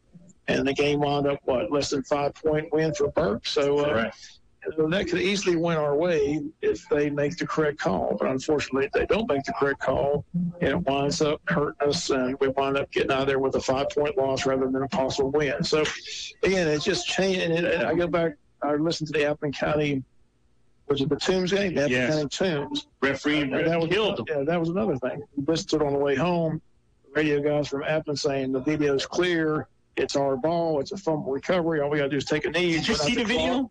I saw it. Yeah, I did see the video after, but, and the sad thing about that call not only cost Appleton the possible #1 seed, it cost them that star receiver who was one of their better players, because after Toombs scored, he's their kick return man. They did one of those pooch kicks. He comes up and unfortunately bobbles it, and when it hits the ground, he goes to get it, and we heard it on the radio, but they just clobbered the kid. They didn't know if he was passed out, knocked out, what it was. He laid there for 35 minutes. They were looking for an ambulance. What happened was he wound up breaking his wrist. Unfortunately, if they make a couple rounds, he could possibly come back and play. Third round. He was fun to watch. But we heard the interview with Coach Mullis after the ball game, and he laid it out chapter and verse. He said, look, these guys, they don't care. They go home. They get other jobs. They get their check. They wake up, could care less. But what they don't realize is their bad call cost players, cities, schools, took a region championships and a possible home playoff game, which is a lot of money. So that's what is going on across the state of Georgia. Whether they can address it with the 2 challenges by coaches, something to think about. Maybe they can talk about that in the off season. But Wayne County's getting ready for third quarter action here. Jim Craven's got it teed up. Glad you're with us. 21-7.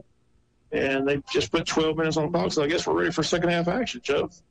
We're ready to go. I'm going to take a couple break to give them some time, but we're ready to go. We're going to tee it up and go here. Third quarter action.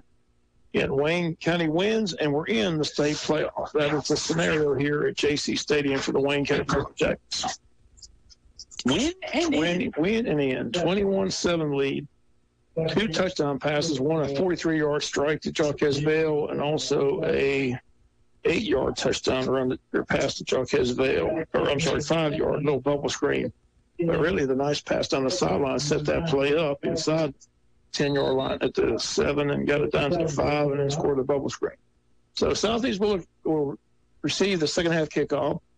It's at the 5, running to the far side of the field. Now it turns the other way, still on his feet, and Wayne County wraps him up inside the 20, around the 18-yard line. 1st and 10 for Southeast Bulloch at their own 18. Again, our defense has given up maybe 2 big plays, a running play and a passing play, but other than that, we held them in check. Nice play by Cole Driggers, Bob, on the kick-off team. He's made a couple nice tackles on defense. He's had 2 tackles for a loss and another tackle so far here in the first half. Senior getting the start tonight at the Viper position.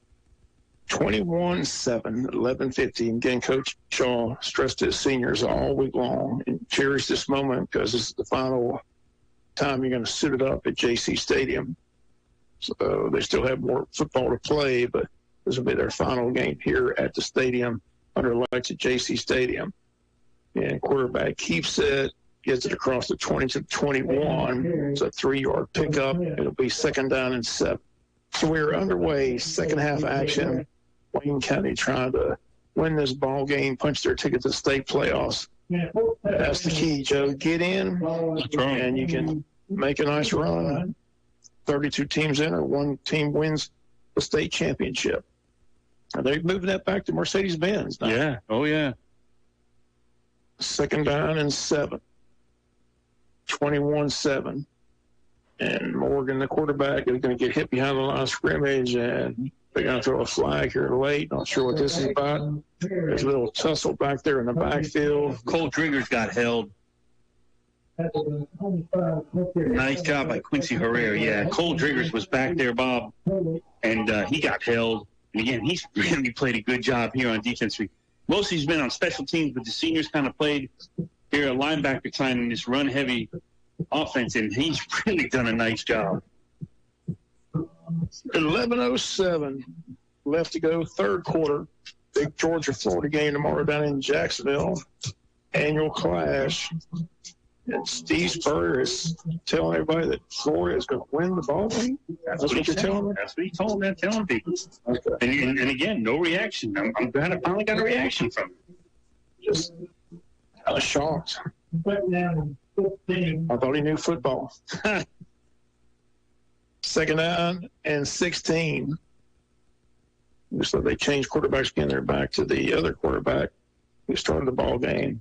And that ball almost was jarred loose. They're able to hold on to it, but no gain on the play. It brings up 3rd down and 16 for the Southeast Bulloch Yellow Jackets. Wayne again rotates number 44 in there, Bradley Wood. That's another senior's had a real good year, Joe. Yeah, he was our player of the week last week. Call him the 3rd down specialist, comes in and causes havoc on that offensive line and does a good job of putting pressure on that QB.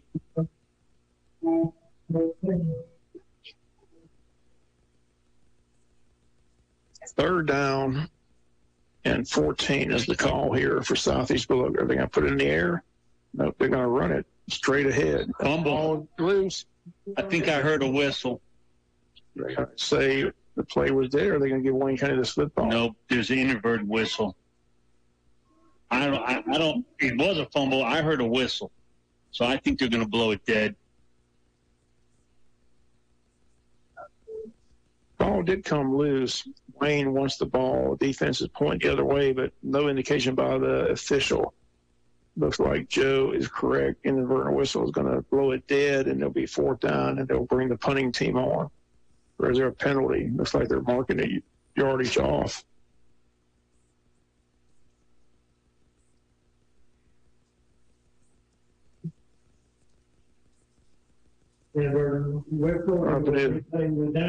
Replay the down. Come on. Are you serious? That's what happens when Two over, just like the backyard, Bob. Two over, just like the backyard. Like a mulligan in golf? Is that what it is? Terrible. I didn't think an inadvertent whistle was a replay. A do-over. I thought it was just to play at least but here is 3rd and 14 again. They're going to throw it this time. They throw it down the sidelines, and they got their man. The question is where the spot is. It's going to be about 2 yards short. There's a flag. Needed 14. He got 12. Nice catch out there by number 13, Easton Phillips. Phillips, the wideout, makes the catch, but there's another flag down on the field. It looks like Southeast Bulloch's in retreat mode. This will go against Southeast Bulloch, another penalty. They really hurt themselves with the penalties tonight. Killing themselves.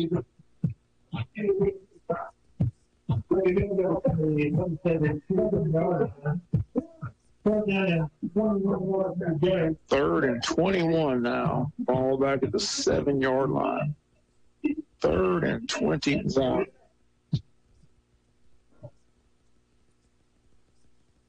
See what Southeast Bulloch calls on 3rd and 21. About a pick 6 here for the Yellow Jacket defense. See if they run it or throw it. Nope, they're just going to keep it on the ground with the quarterback. Quarterback does a good job, gets it all the way up to the 20-yard line. Nice run. But he's 11 yards shy of a first down, and Southeast Bulloch will punt this ball away to Wayne County. Clock is at 8:55 and ticking. Third quarter. Wayne County 21, Southeast Bulloch 7. Yeah, and a win, and Wayne County punches their ticket to the state playoffs in 2 weeks.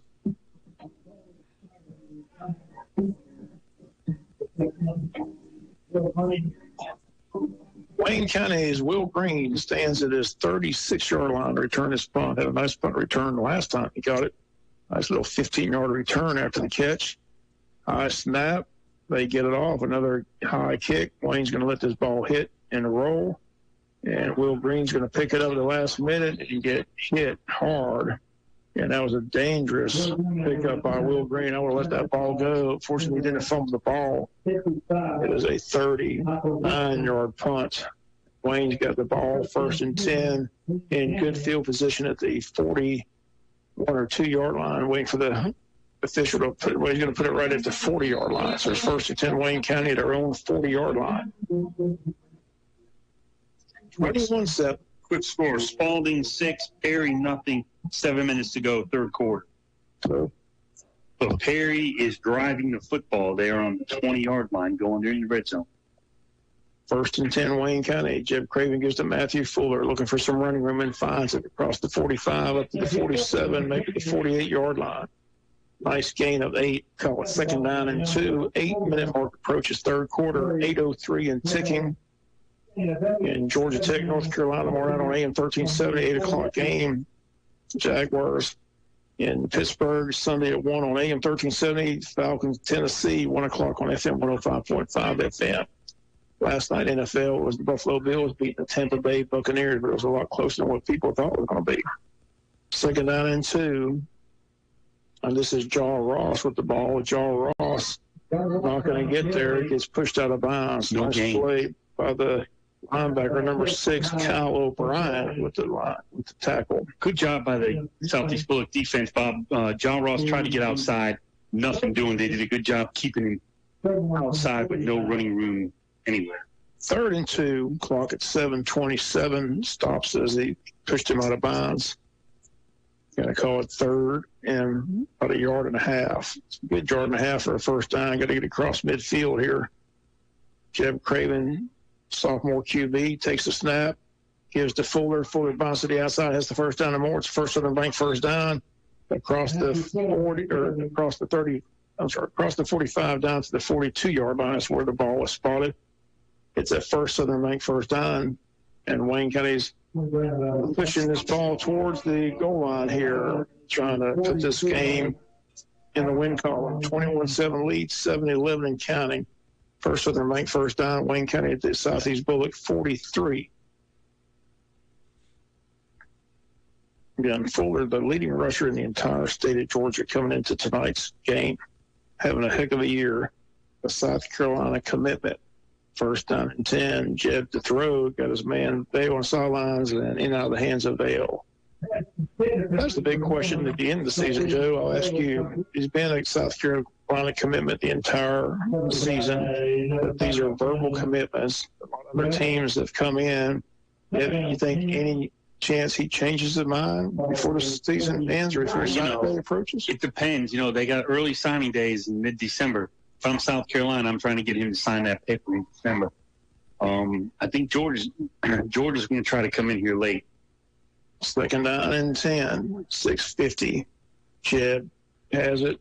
Now going to run. And now he's going to throw. Got a man down there. Did he catch it? Yes. He did. What a catch. Is that Vale? I believe it is. That's a you got mossed. I hope someone's got that video. That's got to go to ESPN. That's one of those you got mossed. What a catch. Went over the defensive back and hauls it in. Play by Jaquez Vale, the senior receiver. If you ever seen that by a Monday Night Countdown, you got mossed. That was it right there. We got to get that turned in. Great job going up and making that catch. 6:26 and counting. Third quarter, the ball is at the 13-yard line of Southeast Bulloch. Wayne County knocking at the door in the red zone here. First and 10 from the 13, and it's Fuller. Fuller to the 10, the 5 to the end zone. Touchdown, Matthew Fuller. Matthew Fuller takes it in from 13 yards out. His second touchdown of the night. Time on the clock, 6:09, and Wayne County builds it to a 27-7 lead. Nice run by Matthew Fuller. He was not going to be denied there, Joe. Took that ball to the corner, danced around a couple of defenders, and got into the corner of the end zone for the touchdown. He's fun to watch in open field. Yeah. He's got great vision, great cuts. After his excellent vision, cut. Southern's PAT is good, and Wayne County extends the lead. It's Wayne County 28, Southeast Bulloch 7. 6:09 left in the third quarter. Back with the kick after the timeouts. Whether it's 5 acres or 500, a place to live or a place to hunt, it's hard to find a lender who understands land financing. At Ag South Farm Credit, we understand your values because we specialize in lending for land.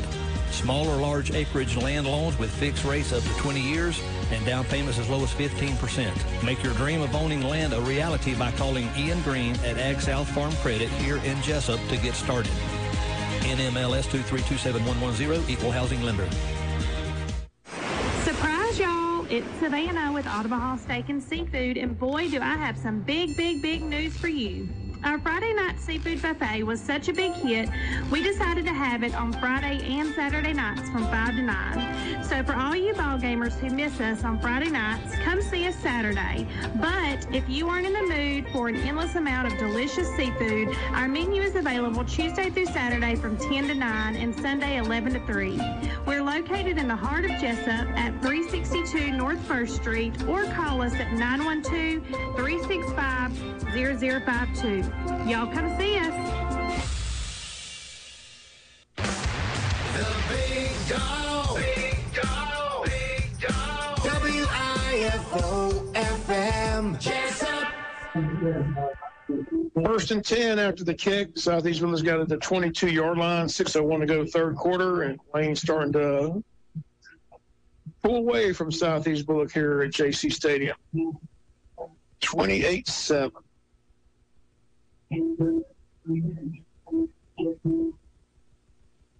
First down and 10 at their own 22-yard line, Southeast Bulloch.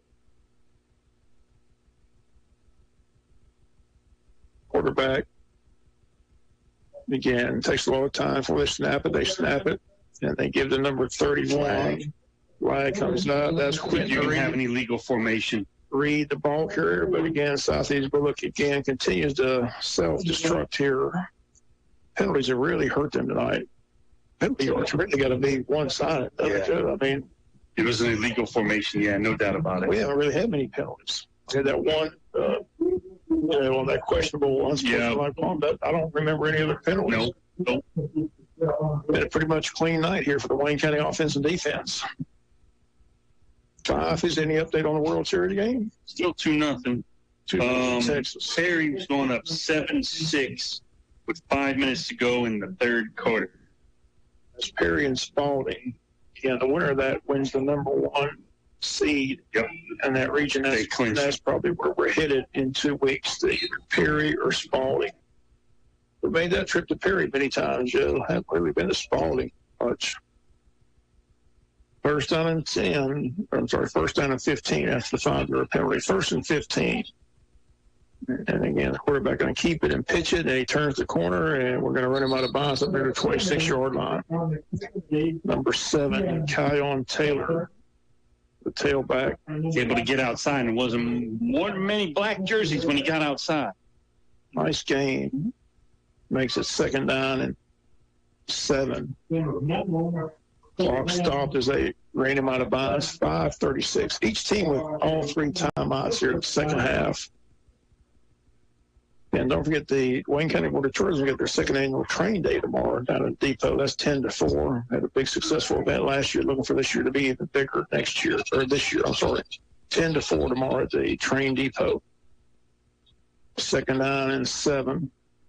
Again, another dive play by the quarterback, and he's tackled at the 32, and that'll be enough for a first down for Southeast Bulloch. So they'll stop the clock, move the chains. Nice job by Southeast Bulloch. They got behind the chains with the penalty. Were able to make up the yardage and get a first down. The first and 10 on the 33-yard line for Southeast Bulloch. Yeah, they set the clock. Why isn't the clock running? Good question. There you go. There's going out 5:20 in county. 28-7 lead. Third quarter action. Wayne County leads it. First down and 10 from the 33-yard line of Southeast Bulloch. Quarterback going to throw downfield. Got a man down there. Incomplete. Good coverage downfield. Good pressure by Cole Driggers, Bob. Quarterback had to throw it a little sooner than he wanted to. Excellent pressure by number 8, senior Cole Driggers. And number 6 on the coverage downfield, Matthew Milton. 5:07 left third quarter. 28-7 Wayne County. A reminder, we got the Oak Quinn Associates postgame show. We'll hear from Coach Jay Shaw after the ball game. Get his thoughts, hopefully, on this victory. And Wayne County getting a week off. Man, I bet they need a week off, Joe. It's been a long season. It's hard to believe we're close to November already. Wednesday. Where has the year gone?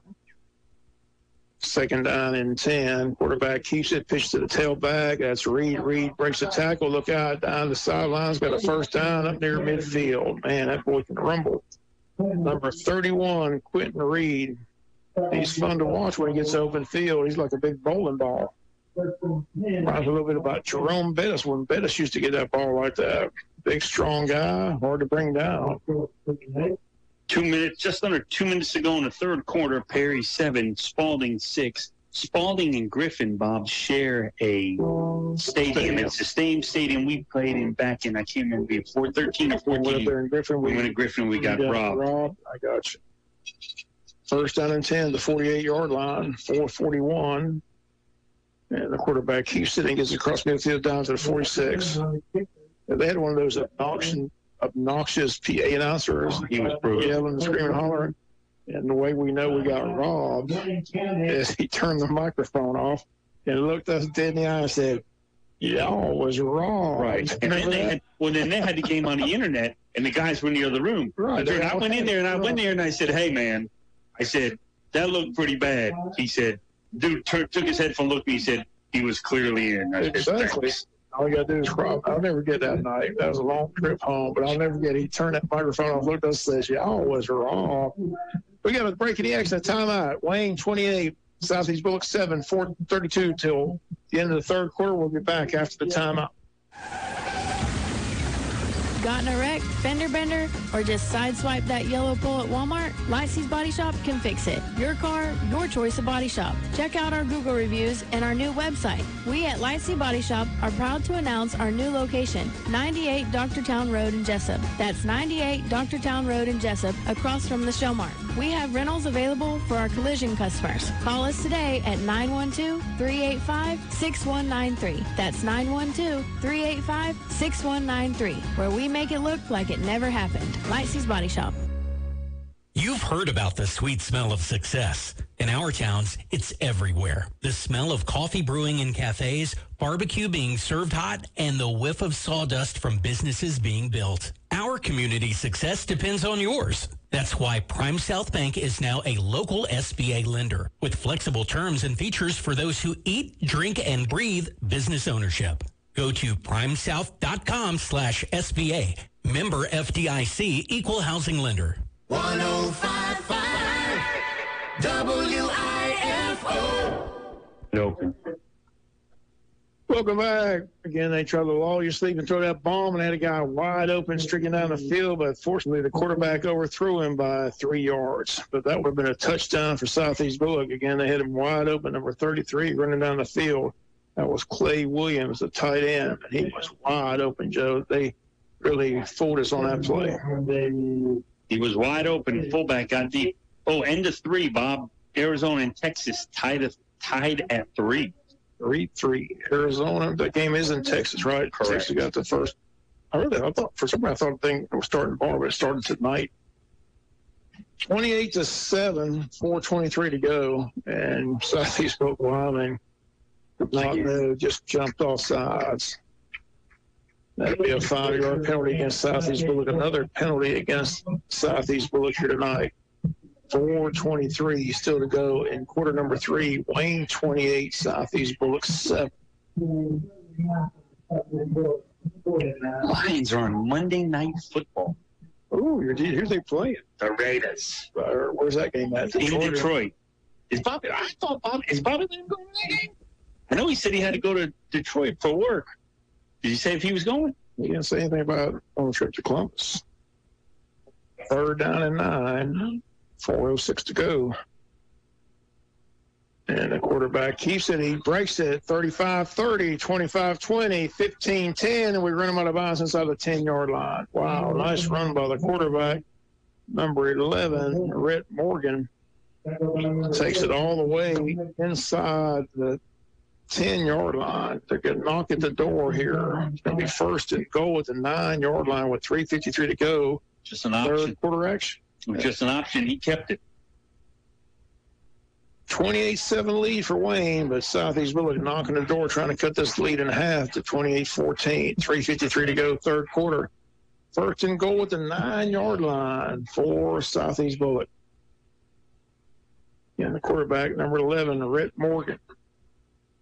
And he gives the tailback, nothing doing. Wayne County stands him up and throws him back. Good defense there by the defensive line.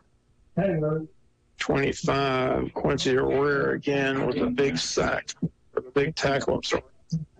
Be 2nd down and goal from the 9, 3:35 in counting. Tavion Wallace, Bob, we haven't seen him on this drive at all. See him on the sideline holding his helmet. I don't know if he's been injured, but we have not seen him at all on this defensive series.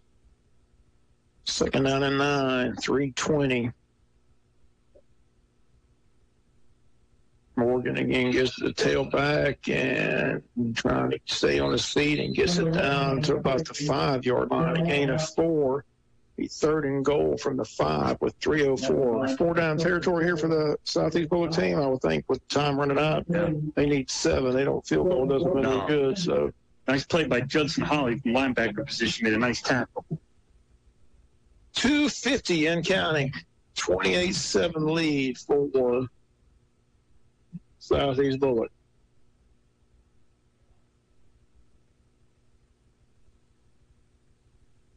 And again, the quarterback keeps it and is going to pay. Great job, Judson Holly. 2 plays in a row. And it brings up 4th and goal, but they've lost yardage on that play. That ball's bringing the field goal unit on. I think they are. Wow, that's surprising. I'm like, but you know, it's 4th and almost 10 yards. So they lost yardage, so I guess they think the field goal is the better option here. Try to get points on the board on this drive here. 2:08 to go. They're going to put the ball down at the 15, so it's going to be a 25-yard attempt. 25-yard for Snyder, the place kicker for Southeast Bulloch. Here's the snap. The kick is up, and I believe it's good. It is. It's a 28-10 game now. Time on the clock, 1:49. A 25-yard field goal for Southeast Bulloch. Score reads Wayne County 28, Southeast Bulloch 10. We'll be back with the kick after the timeouts. Overholt Construction is a full-service commercial construction company in both renovations and new construction. Integrity and quality are important to Overholt. They want your construction project to be a positive experience with a completed building you can be proud of. Visit their website to see a gallery of their completed projects. Overholt Construction, General Contractors, 1451 South 1st Street, Jesup. Building a home or business with 27 mixers and 8 locations in Southeast Georgia to serve you, Mobile Concrete has just what you need to ensure you have a rock-solid foundation. No job is too big or too small for Mobile Concrete. Mobile Concrete supplies ready mixed concrete for all residential and commercial jobs. All Mobile Concrete plants are GDOT certified with Georgia DOT certified dispatchers at each plant location. Mobile Concrete now has locations in Allenhurst, Baxley, Brunswick, Darien, Glenville, Hazlehurst, Jesup, and Nahana. Mobile Concrete has you covered. They can also handle all your sand and gravel needs. Call today, 912-427-2330. Mobile Concrete says go Wayne County. 105.5 WIFO. Southeast Bulloch tries an onside kick, but Wayne County recovers, but then flags came flying everywhere. So we'll have to decipher what the flags are all about. But Wayne did recover the onside kick right around midfield. And looks like we're talking about personal foul penalties, the way they're discussing things here. We'll see, is it offsetting? Is it one way? We'll see what they decide to do here. Here comes the man with the white hat with the call. We've got a personal foul against Wayne, personal foul against Southeast Bulloch. Those penalties offset. Wayne County's ball around midfield. So, again, a lot of jawing going on, a lot of pushing and shoving, but again, penalties called on both teams, and Wayne has the ball in great shape. They're going to mark it right at the 49-yard line of Wayne. Wayne going from right to left here in his third quarter, about to flip the field here. We're just a minute 45 away from the fourth and final frame here at Jaycee Stadium. First down and 10 from the 49 for Wayne County. Jeff Craven in a shotgun. 3 receivers to the right. Going to throw out here to the right. Got Eric Hodges. Hodges is going to be tackled right away. Nice play by number 8, Colby Smith. Plays quarterback and defensive back. Lost 3 on the play. Second down, 13. A minute 26 and counting. Third quarter, 28-10 is the score now. Wayne County 28, Southeast Bulloch 10. Wayne wins. They're in the state playoffs. Going to be a 4 seed in 2 weeks. Minute 12 and minute 11. Jeb Craven gives to Matthew Fuller. Fuller, big hole. Fuller 40, 35, 30, 25. They won't catch him. He's gone. Touchdown, Matthew Fuller. 47-yard run, but we got flags back here at midfield, so this one's coming back. So break there, going to call a hold against Wayne. So the 47-yard touchdown run by Matthew Fuller is nullified. It remains 28-10 with a minute to go in the third quarter. I don't know. It was a big hole, Joe, so maybe they did. I didn't see it. It was a big hole for sure. It was a gaping hole. Could have drove a Mack truck through that hole. A minute to go here, but the penalty goes against Wayne County. And senior night, hats off to all the seniors, not just the football players, but the cheerleaders, band members, the majorettes, the ROTC, the flag corps, all those seniors being recognized here tonight before the ball game. And it was really nice to see Antonio Warbeck get that state championship ring. Yeah, that was a nice thing. That was a nice thing to do here at Jaycee Stadium. Again, bring him back and present him with that state championship ring for the best golfer in Quad 8 golf last year. And I do appreciate him coming up here on the pregame show, too. It's always good to see Antonio. And you see those guys at the Country Club, Joe, him and Finley, and that, you know, all those guys, Brett Malloy, Aiden Jones, they really put a lot of time in their craft. Mm-hmm. Second down and 12. Jeb going to throw to Vale. Vale with another nice catch. Short game, though, to the 40-yard line. Eric Hodges on the catch. 30 seconds and counting. Just a short game. Brings up third down and 12. Wayne does not have to run another play and probably won't. Well, They just gave him the call. Maybe not. We're going to turn the play clock off. The game clock's at 13 seconds. Are we going to snap it here? Run one final play? I think he's going to let it run out. Yeah, Jay Beauchamp is going to say, let's go to the fourth and final frame with the lead. So the third quarter's in the book. Your score reads Wayne County 28, Southeast Bulloch 10. 12 minutes left for a trip to the playoffs. We'll be back with the final quarter after the timeout. Damon's Famous Fingers and Wings is a place to eat when it comes to great food, whether it's their famous wings or burger and fries, chicken tenders, maybe a salad, you name it, and Damon's has it. They're open for lunch and dinner. You can eat in or dine out. Simply call their number, 912-588-WING, 912-588-9464. Damon's also has their variety of sauces, mild, wild, insane, and inferno. That's Damon's Famous Fingers and Wings in Jesup. When it comes to dining out, let there be no doubt. Damon's Famous Fingers and Wings in Jesup just can't be beat. Located at 334 West Cherry Street in Jesup, Damon's Restaurant says go Wayne County. For all your medication needs, call or come see the friendly professional staff at Jones Prescription Shop. We're conveniently located next to Wayne Memorial Hospital at 101 Peachtree Street. We have a drive-through and offer free delivery. Jones Prescription Shop is locally owned and has been proudly serving Wayne and surrounding counties since 1985. We accept most insurance plans and have competitive prices for those uninsured. We would love to serve you. Give Jones Prescription Shop a call today at 912-427-8825. That's 912-427-8825. Go Jackets. 1055 WIFO. Step up. Boom. Wow. Welcome back. Jim Craven with a nice pass to Cam Reeves, and man, I thought I was going to throw a flag there on that last hit. Jeff stepped up in the pocket, found Reeves wide open inside the 40, and threw a nice pass. Nice job by Cam Reeves, Bob, to catch the ball. It took a big hit, held on to the ball.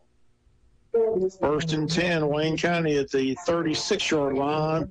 Just underway, fourth quarter here at Jaycee Stadium. 11.5 minutes left to go in the ball game, but that was a nice step up by Jim Craven and threw a dart to Eric Hodges. Or Cam Reeves. Cam Reeves. Fuller. A big hole comes across the 30 down to the 28-yard line. It's close to the First Southern Bank first down. That last play was a First Southern Bank first down. 11:15 left to go in the ball game. He's coming close to breaking them, Bob. Yeah, nice job of just getting all the receivers involved. Bale, Hodges, Reeves, all got passes here tonight. Second down and 10. Bale goes to the left. Eddie Peel back in there. He's had a nice catch as well.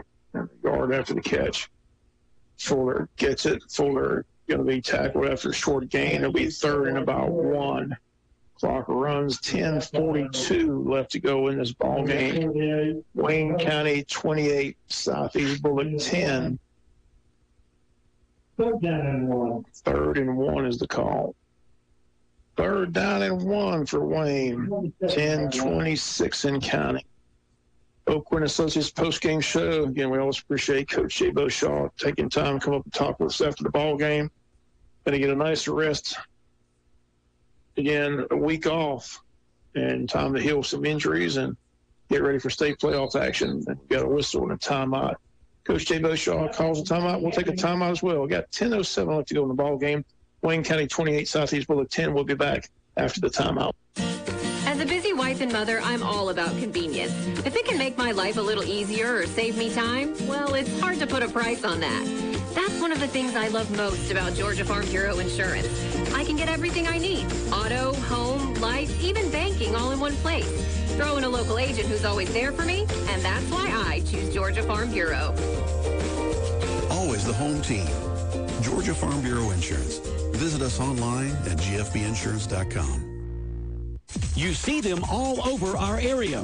The Hendricks hauling trucks, hauling everything from dirt, rock, sand, and asphalt. But Hendricks Hauling does so much more. They do land clearing, site prep, pond digging, road building, and more. Call them for a free estimate. Hendricks Hauling is always hiring. licensed and insured. Family owned and operated since 1951. Check with Hendricks Hauling to find out about all their services. Hendricks Hauling, 3600 Rainier Road in Jesup. Give them a call at 912-427-6395. That's 427-6395. 1055 WIFO.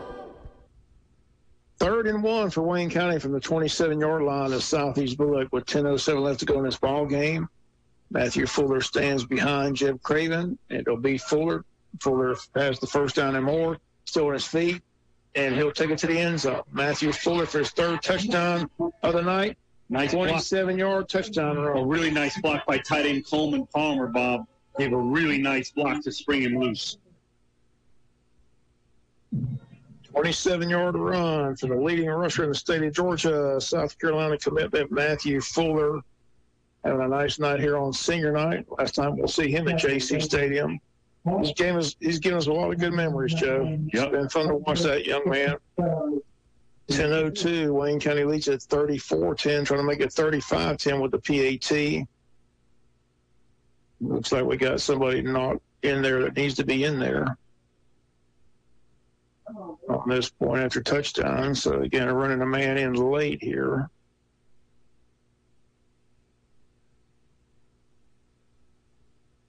And Wayne County to line up for the PAT. Christian Sellers to make this a 35-10 lead for Wayne County with 10:02 left to go in the ball game. Snap is down, the kick is up, and the kick is good. Wayne County 35, Southeast Bulloch 10, back with a kick after the timeouts. If you need a mattress, come see us today. A Magic Mattress, you need home furniture. We're on the way.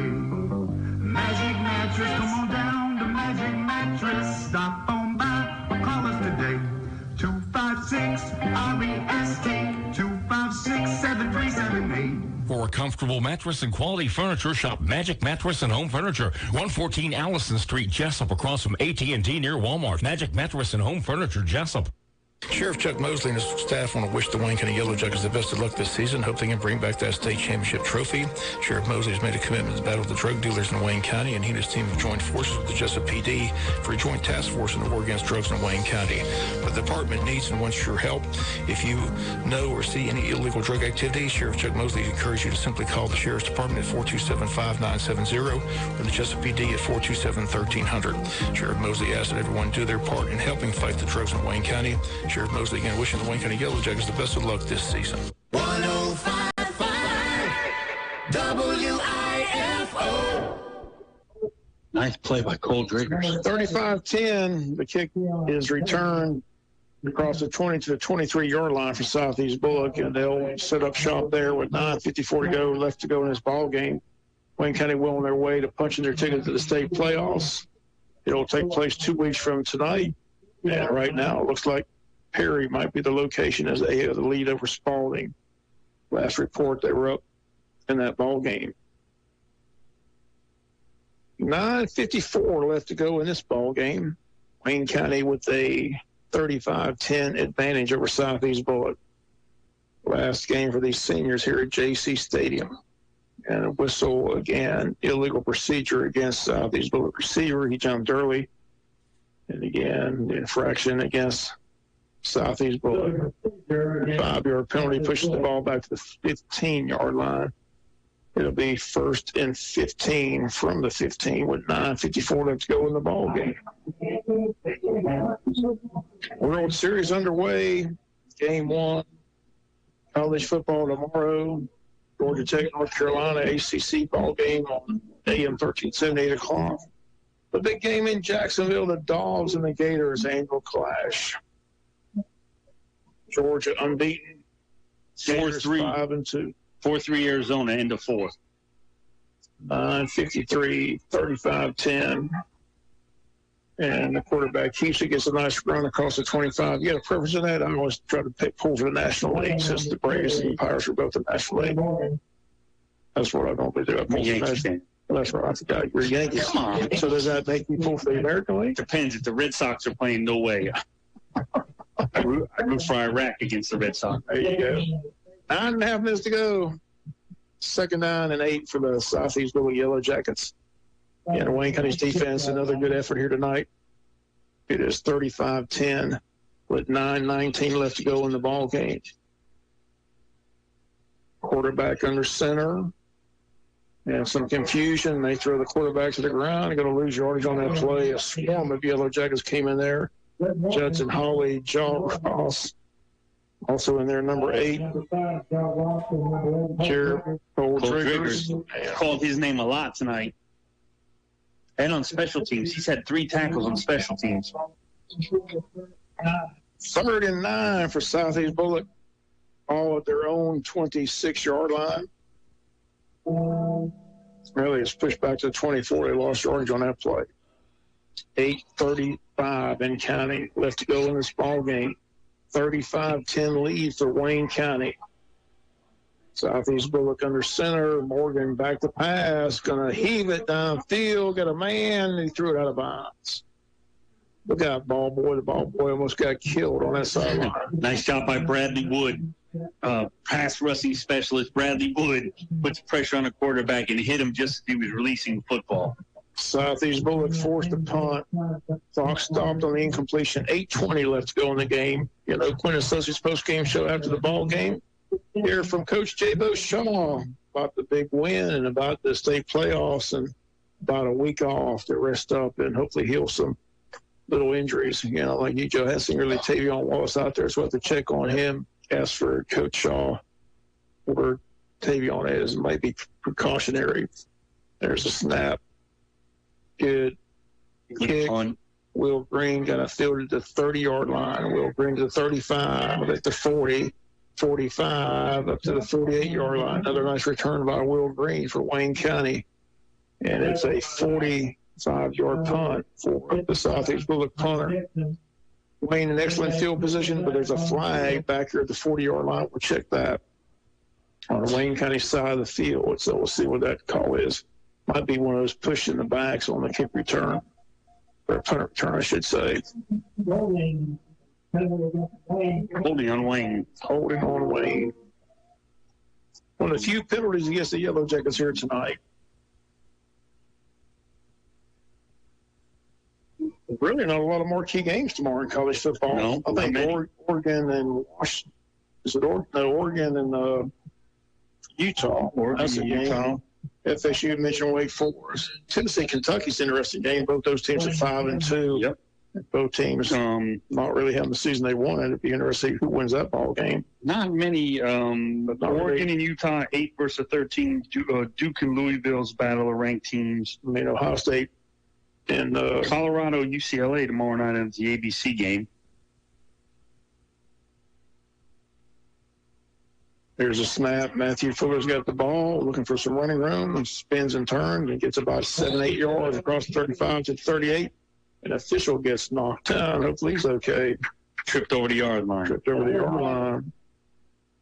Clock runs 7:14. Ohio State, Wisconsin tomorrow night in Wisconsin. So that'll be an interesting ball game, but Ohio State's having a good season. Waiting for that battle with Michigan. See if there's any big upsets tomorrow. Next week's going to be a big marquee game, LSU, Alabama. What's the latest with signs stealing Gate Ball? I hadn't heard much. It's been hush-hush ever since, our boss said he didn't know anything about it. They say there's another reason why he's going to the NFL. That's right. 2nd down and 2. Jeb Craven to Matthew Fuller. Fuller, that's the first Southern Bank first down across the 40 to the 41-yard line. Stop the clock, move the chains. 6.5 minutes left to go in the ball game. Notre Dame Pitt, that's not much of a game. There's really no marquee games I can think of. Ole Miss, Vandy, just nothing really stands out. Nothing really, nothing marquee like we had Penn State, Ohio State a couple weeks ago. And next week at LSU, Alabama. That's a big You got Washington and USC. You've got LSU, Alabama. That's going to be a 7:45 CBS game. And that's really it. 6 minutes left to go in this ball game. Jeb Craven back to pass, throws, got his man complete. That's Hodges out there in the flat. Number 7. Missouri and Georgia will be a battle of 2 top 25 teams. Missouri's got the week off, too. Before that ball game, they had the interview with their coach and talked about how nobody really expected them to do much. He said they kind of under the radar, but, when they come into Athens, that's going to be a key game in the SEC East. It'll be a great doubleheader on CBS next week. Georgia and Missouri at 3:30, and then Alabama LSU at 7:45. That Alabama game is at Tuscaloosa, right? I believe that's correct. Yes, in Tuscaloosa, because they play LSU. That's right. 2nd down and 6. Winding it down, 5:20 to go. Matthew Fuller again has the ball. They've got him wrapped up, and they're going to bring him down around the 45-yard line. 5:15, 5:14 and counting. Maybe time to get number 0 to the sideline, Joe, and just get him rested up for the playoff run. 3rd down and 5. Clock under 5 minutes to go. Patty Peel checks in for Wayne County. Wideout number 83. 4:50 and ticking. 35-10 your score. Wayne County with the lead here over Southeast Bulloch.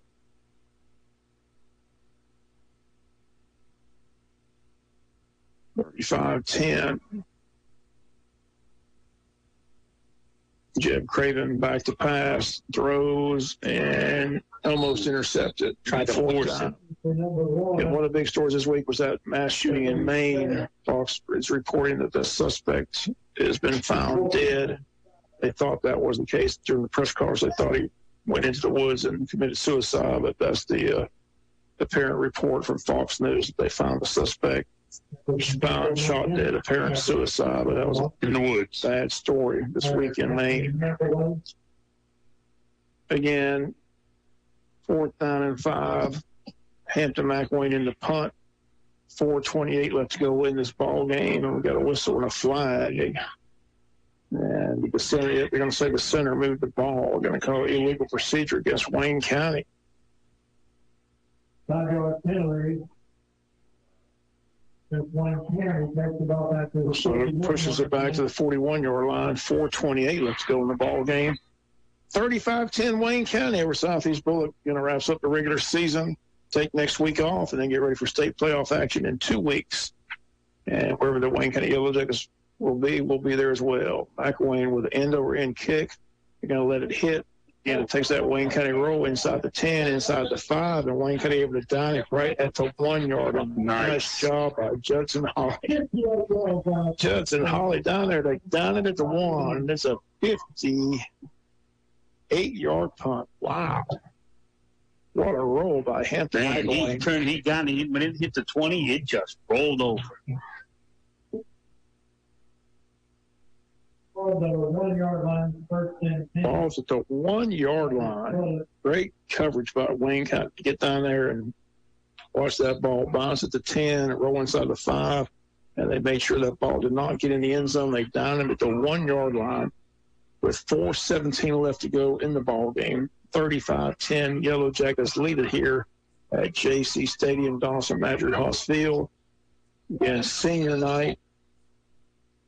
And again, Southeast Bulloch will try to just push this pile and get some breathing room. And they go down the line, and they break it. Reed breaks it across the 15 up to the 18-yard line. It'll be a first down for Southeast Bulloch. Quentin Reed with another nice run. He's had a good night. No doubt who the player of the game is for Southeast Bulloch. Yeah, that's right. Quentin Reed. Under 4 minutes left to go in the ball game. 35-10 Wayne County. 35-10 punching their ticket to the state playoffs of the Wayne County Yellow Jackets here at Jaycee Stadium on senior night. 3:50 and counting. 35-10 in favor of Wayne. Southeast Bulloch with the ball. It's a fumble on the play, but the quarterback got it back. Lost yard, Joe, back to the 13. Under 3.5 minutes left to go in the ball game. 3.5 minutes and counting. 35-10 Wayne County. 35-10. Clock running towards victory for the Wayne County Yellow Jackets here on senior night. Another win for Coach Jay Beauchamp at Jaycee Stadium. 2 years, Joe. 1 loss. That was last week, the BC Cadets. But that's a pretty good home record for Coach Shaw and his staff in 2 years. all wins but one loss. 3:03 to go. Another fumble on the play. Who's got that? They're going to say that Southeast Bulloch got it back. Yeah, it fell right on it. Brings up 3rd down and 13. The clock approaches the 2.5-minute mark to go. Wayne County 35, Southeast Bulloch 10. Winding it down here at Jaycee Stadium. Again, a reminder, the Oak Point Associates postgame show coming your way next. Recap this ball game, recap the girls softball, set that stage for tomorrow. And don't forget the Wayne County Board of Tourism Train Day tomorrow at Depot, 10 to 4. That's taking place in downtown Jesup. Big Georgia-Florida game down in Jacksonville. The world's largest outdoor cocktail party. Going to kick it off at 3:30 on CBS. And they get it across the 15 up to about the 18-yard line. Clock runs towards the 2-minute mark, but Southeast Bulloch will punt this ball away to Wayne County. So Wayne only has to run 2 minutes off this clock, Joe, to get this in the win column. Been a nice performance by the Yellow Jackets. Really worked on the balanced attack. Getting a lot of passes thrown tonight by the young sophomore quarterback, Jeff Creighton. A lot of different receivers as well. Vale had a big night receiving. Yes. Eddie Peel had a catch. Hodges had a catch. Cam Reeves had a couple catches, and then he kind of spread it around. Yeah, no doubt. Here's the snap. Here's the kick. Good end over end kick. Will Green going to catch it at the 40 and try to make a return, looking for the sidelines. Gets at the 45, gets to the 50, and tackled at the 48-yard line. Wayne sets up shop, 1st and 10 at the 48, but again, we're just going to run out this clock. 1:24 left to go in this ball game. 35-10.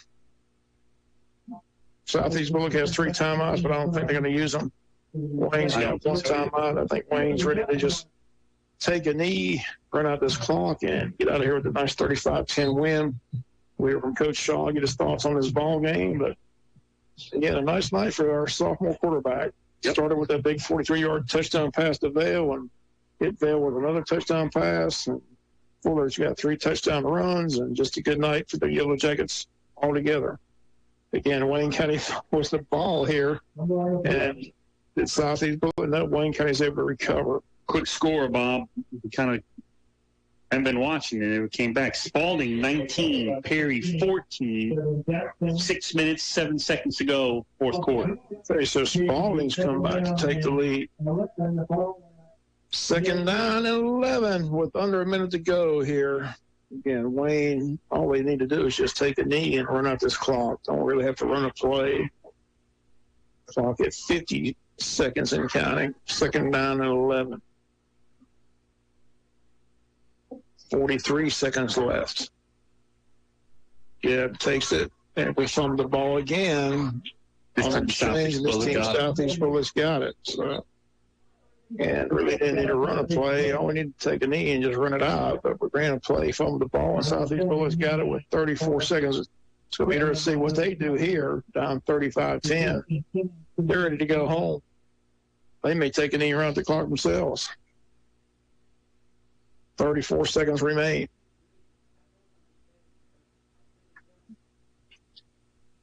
First down and 10 for Southeast Bulloch. Wayne 35, Southeast Bulloch 10. Clock is stopped on exchange of possession. So what Southeast Bulloch decides to do here, down 35-10. Quarterback takes it, and now he's back. Judson Holly's got him back here at the Great job. We're back at the 43-yard line. That should do it. 24 seconds and counting. I don't believe Southeast Bulloch's going to run another play. I'd be shocked if they do. Clock's at 16 seconds. And again, Southeast Bulloch's lined up and coming across the field to say congratulations on the big win. So they will not run another play. This ball game is over. It is a winner chicken dinner on senior night. Wayne County punches their ticket to the state playoffs and win it by a final of 35-10. We'll be back with the Oak Quinn Associates postgame show. That comes your way next here on Big Dog Country FM 5.5 FM.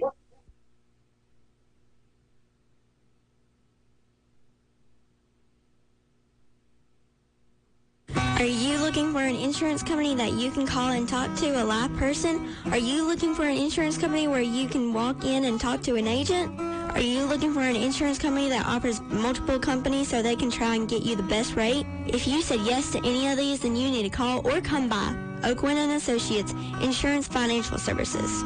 We offer multiple companies so we can find the best fit for you. Give us a call at 385-1000 or stop by our office at 212 South First Street right here in Jesup. For a great meal anytime at your Jesup Western Sizzlin' on Sunset Boulevard. Great flame-kissed steaks, the soup and salad bar, the buffet line, the dessert bar, and so much more. Call your orders in at 588-1000, 588-1000, or order online at westernsizzlinjessup.com. And don't forget breakfast Saturday and Sunday at your Jesup Western Sizzlin'. Western Sizzlin' on Sunset Boulevard in Jesup. Two Maids of Jesup. Don't you wish you were going home to a clean home? Let Two Maids of Jesup help with all your cleaning needs. Two Maids of Jesup is a residential and commercial cleaning business that is licensed, bonded, and insured. Two Maids of Jesup services locally and surrounding counties within Southeast Georgia. Owner and operator Catherine Britt and Chad Mixon would love to offer you a free quote. Just call us at 912-385-9551 or visit our website at twomaidsandaMop.com/Jesup. Two Maids of Jesup. Let life shine. Great products, low prices, helpful service. That's Harris Ace Hardware.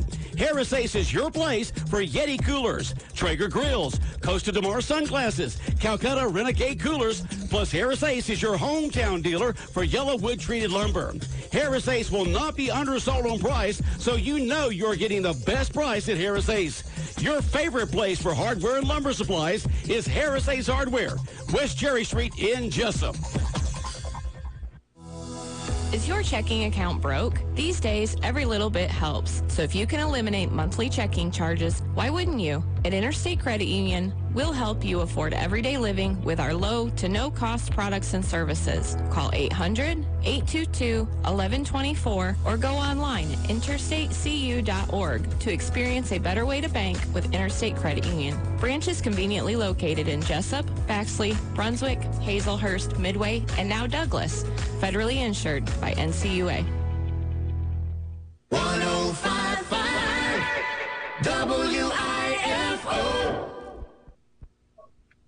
Welcome to the Oakland Associates postgame show. Scoring summary again. Wayne County pushes in the win column 35-10. Wayne County got on the board early with a 43-yard touchdown strike from Jeb Craven to Jaycee Vale. PAT by Southern's good. Wayne County led 7-0 with 10:13 to go in the ball game. Then it was Taylor, a 16-yard touchdown run for Southeast Bulloch with 5:40 to go till halftime. Score tied 7-7. Wayne would score 2 times right before halftime. 8-yard run by Matthew Fuller, his first of 3 of the evening, 3:18 till halftime, 14-7 Wayne. Then a 5-yard bubble screen from Jeb Craven to Jaycee Vale right before halftime with 40 seconds to go. Wayne County took a lead to halftime, 21-7. Second half, third quarter, Matthew Fuller, a 13-yard touchdown run, made it 28-7. They kick a 25-yard field goal to make it 28-10, and Matthew Fuller gets his third touchdown of the night, a 27-yard touchdown run with 10 minutes to go in the ball game to make this final 35-10. Wayne County 35, Southeast Bulloch 10. Yellow Jackets punched their ticket, will be the 4 seed going into the state playoffs in 2 weeks. Want to recap the girls softball. Again, they're in action tomorrow in Columbus. They still got to win a triple header. They got to play North Oconee at 11, then beat Heritage Catoosa at 1 and 3. Heritage Catoosa defeated North Oconee in the winners bracket game in extra innings. Wayne County down 7-4 to the bottom of the 7th. Avery Smith, a 3-run home run to tie at 7-7. Reagan Harvey, a solo home run, walk-off home run to win by a score of 8-7. So again, congrats to the girls softball team, but they still got to win a triple header tomorrow. Got to beat North Oconee, a team that beat them by a score of 12-0 in 5 innings yesterday, and turn around and beat that number 1 team that's been ranked all year long, that talented pitcher, Heritage Catoosa. Again, they beat North Oconee 3-2 in extra innings, 9 innings up there in Columbus. So we wish Cope Rocking and those girls the best of luck. Again, unfortunately, we won't be there tomorrow. Headed elsewhere, 35-10. We'll recap it all for you on Monday. Coach Shaw is going to join us here on the post-game show. We'll come back and talk with him, and we'll do it right after the timeout. Hold on, Joe's got something. offensive and defensive player. That's right. I'm sorry. Wayne Memorial Hospital. We can do that when we come back. Okay. We'll do that when we come back after the break. Do you know why most people don't invest outside work or at all? Because they don't know where to start and they don't know who to talk with. If this is you, give me a call. Hi, this is Sean O'Quinn. I can help set up a plan no matter where you are in life to get you on a suitable path to a sound financial future. Give me a call, Sean O'Quinn, at 912-385-1000 or stop by the office at 212 South 1st Street right here in Jesup. That number again is 912-385-1000. Blue Collar Heating and Air is your top-of-the-line Carrier dealer. They service many brands and specialize in new installations, upgrading existing equipment, and airflow problems. They also have a large variety of hard-to-find filters in stock. So when quality counts, call the air conditioning experts, Richard Whitley and David Dial at Blue Collar Heating and Air, 427-6400. For weekend service emergencies, they have an experienced service technician on call. So remember, when quality counts, choose Carrier and turn to the experts at Blue Collar Heating and Air, serving Wayne County and surrounding areas. 175 Northwest Broad Street in Jesup. Sometimes things happen in life that can knock you off course for a while. It happens to all of us at some point. Even the most careful plans can get tipped over when you least expect it. If this is you right now, Altamaha Federal Credit Union is here to help you get back on your feet with a Lifesaver loan. Need a few $100s to get you through a tough spot? We got you. Don't sink into the payday loan cycle. Let AFCU throw you a lower interest lifeline so you can keep your head above water. Contingent upon approved credit. Altamaha Federal Credit Union is insured by NCUA and is an equal housing lender. Where do you shop for great tire prices? Where do you get your brakes done? Where do you get a simple oil change?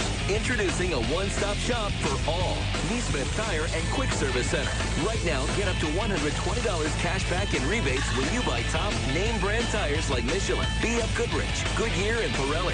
Neesmith Tire and Quick Service Center has them in stock for all makes and models at everyday low prices. Plus, we have a price match guarantee. Save time, save money. Neesmith Tire and Quick Service Center. Click over to NeesmithJessup.net and find our money-saving coupons. We're just a short drive from you. Start saving money today. The Chop House Grill and Bar in downtown Jesup offers a cozy, laid-back atmosphere with daily food and drink specials as well as live entertainment every Thursday and Friday nights. The Chop House Grill and Bar has all of your favorites, from their hand-tossed pizza cooked in their authentic brick oven to their Chop House burgers and steaks. And with their family-friendly environment, there is something for everyone. And they have specials every day from 3 to 5.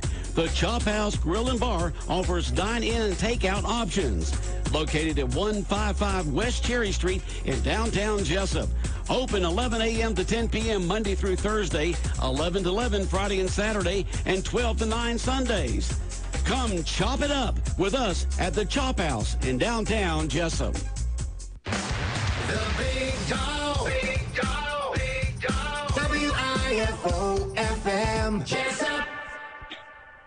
Welcome back. Final score 35-10. Before we get to Coach Shaw, we got the Wayne Memorial Hospital Offensive Defensive Players of the Game. And as always, the CEO of the Wayne Memorial Hospital, Joe Roddy's got the honors. So, Joe, I'll turn it over to you. Boy, Bob, we had a real hard time. We talked about it.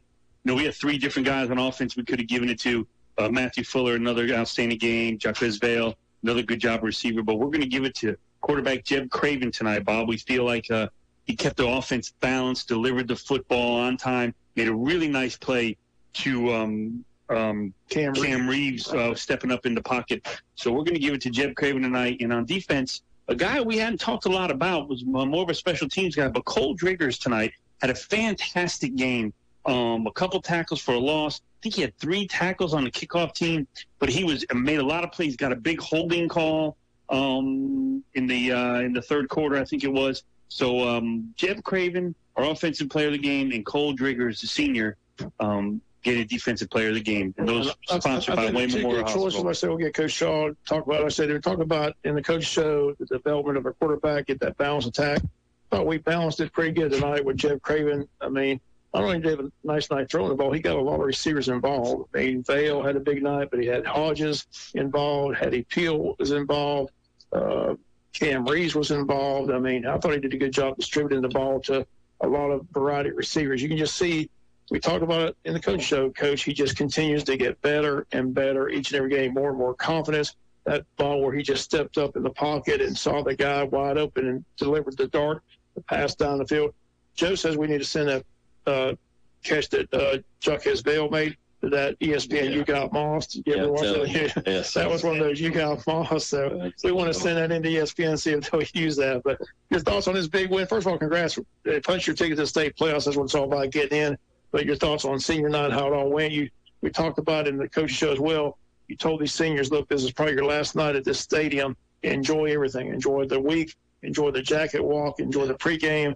So how did it go with their seniors? Yeah, I'm thankful that I get to coach these seniors and what they've done for, our football program in the 2 short years that I've been here, what they've done and sacrifice and the buy-in and they want to be great, and they want to leave it better than they found it. And we talk about that often with each senior class. And I'm just, if I could give you a word, gratitude that I get the honor to coach them. And I'm so happy for them. We talked about it a lot this week of, just savor every moment, right? Just the jacket ball, pregame warm-ups, the celebration on the field after the game, the bus ride back to the field house, just savor everything because, it's just so, it goes by so fast. And certainly they've done a lot for this program, and just very, very happy with them. And I thought the other point, for me, it's really important, the juniors through freshmen, it's our job, and coaches, it's our job to make sure we do everything in our power to make sure the seniors have an unbelievable night, because one day when you're a senior, you will want it done for you. So I thought we did that. Extremely proud of our seniors. Great to get a win. Great to get a week off. Tell us how important. We got to ask you. We didn't see a lot of Tavion in the second half. Was that precautionary, or is he okay, or what's the word there? Yeah, he had we've got a lot of wear and tear. I mean, we've played 8 straight weeks. We've got to we need this bye week, something awful. Tavion he's got a lower leg. It's like a pump knot. It's probably, right there on his leg. It's really uncomfortable. We wrapped it up. We taped it up, put some padding on it. It was basically, spot play him if we need him. And that was what was so big. We got to score to make it 28-7 and then put them really 3 scores down. And then we kind of we were able to roll some guys and get them to the bye week. But I think y'all hit the nail on the head with the 2 players of the game. And I want to talk about Cole Driggers real quick. He was one of the guys we lost for 2 or 3 weeks with an ankle injury about middle of the year. And, with the offense that we played, he was going to have to do a job of every down. You have to stick your face in the fan of what we say, basically sticking your nose in there, and you have to take the dive over and over and over and over again. And, man, he came down. He was like a technician, man. He was like a robot. And he did his job to a T. He made plays on kickoff. He's one of those guys. He knows that his time playing football is about up, and he has taken every opportunity to make the most of it. I'm extremely proud of him. Ja Ross played with unbelievable effort. He's another one. He always does that. But, man, I'm so blessed to coach that kid and all these seniors. And then Jeb, the way he operated our offense tonight. Big third down. We ran a double move from an inside receiver. Cam Reeves ran a great route. Jeb kept the safety on the backside hash, and we step up in the pocket, and boom. We get to do that on a consistent basis, and I think everybody's seen over the past 2-3 weeks, this thing's starting to come together for this young quarterback. And, man, he was throwing some RPOs. The first touchdown to Vail was an RPO. So he could have handed counter off to Matt, or if they added into the box, we threw a little glance route behind him, and Jeb read it perfect. We had 2 plays in one. Boom, hit it for a touchdown. The more we can do that, obviously we become, a different football team and a little more dangerous. But just what a great night, and I can't say it enough. One thing else I want to talk about, that play where he took the ball, tucked it, and ran down the sidelines, Coach. I thought for sure when he got to midfield, he's going to step out of bounds and avoid the contact. But no, he goes back inside and runs over the linebacker like he's looking for the contact. So I'm going, what's Coach Shaw thinking? Take out of bounds, don't they? I mean, this kid's looking for contact. Yeah. I mean, that shows you the tenacity that kid's got, the competitiveness, right? That's right. What did you say to him on that? Did you say anything to him about that? It was a little counter play, and y'all seen us run that toss play. We opened the game against Benedictine with it, and, it was a quick toss play, but we're pulling, the guards away from it, and we've kind of kept it in our back pocket of Jeb just faking the toss, and then he's running the ball out the back. and I thought he made a great move. Vale made a nice block right here. He stuck his foot in the ground and got vertical, and then wanted to be Josh Allen at the 50-yard line instead of stepping out of bounds. And I think that's a great teaching point of just, hey, we, especially where we're at, and how much he's continues to progress. Those shots start to pile up, and let's take care of our body. But I think selfishly, from a quarterback's perspective, I'm so glad that our quarterback has that mentality right there, that he wants to go score every play. We just got to be a little smarter and step out of bounds when we can. When you play quarterback, what would you take? I mean, he was so close to the side. I thought for sure he's just going to step out of bounds, stop the clock. But That's no, right. He turns it in and says, hey, I want about 3 more yards, and let me take this linebacker with me. So it was just, like I said, to me, it just shows his competitiveness. Yeah. But, again, wise choices to just step out of bounds and avoid the contact. But, again, we got the week off. Yeah. State playoffs in 2 weeks. We know we're going to be on the road, but we said it all season long. These 4 teams can compete with anybody. Sure. And so it doesn't matter where we go. I was just telling Joe, I said, whoever gets us at 4 and gets Burke at 3 is going to say, what are we doing? That's messed up. Yeah.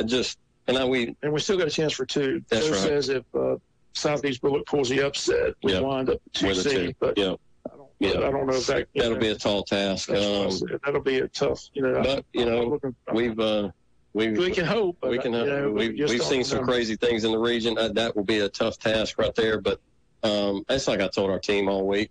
Let's get in the dance. We know what region we come from. We know the competition that we've played throughout this year. We know the physicality and toughness that's within this region, and how different teams are. You've seen a New Hampstead team that threw it almost 60 times, and then you play a triple option team, you play a wing T team in Burke, and then you get a mixture of both with BC. We know what region we come from. We've got a lot of confidence, and I think we're playing still some of our best football right now, and that's the goal. And we punched our ticket tonight. We'll find out where we're at and get ready to go. But I'm telling you, this thing's all about matchups, right? It's all about matchups, and you gotta. You can play some really good football. And as I told him on the Touchdown Club, hey, this isn't necessarily basketball or, even baseball, or it's not a series. You got to be better than them in one night.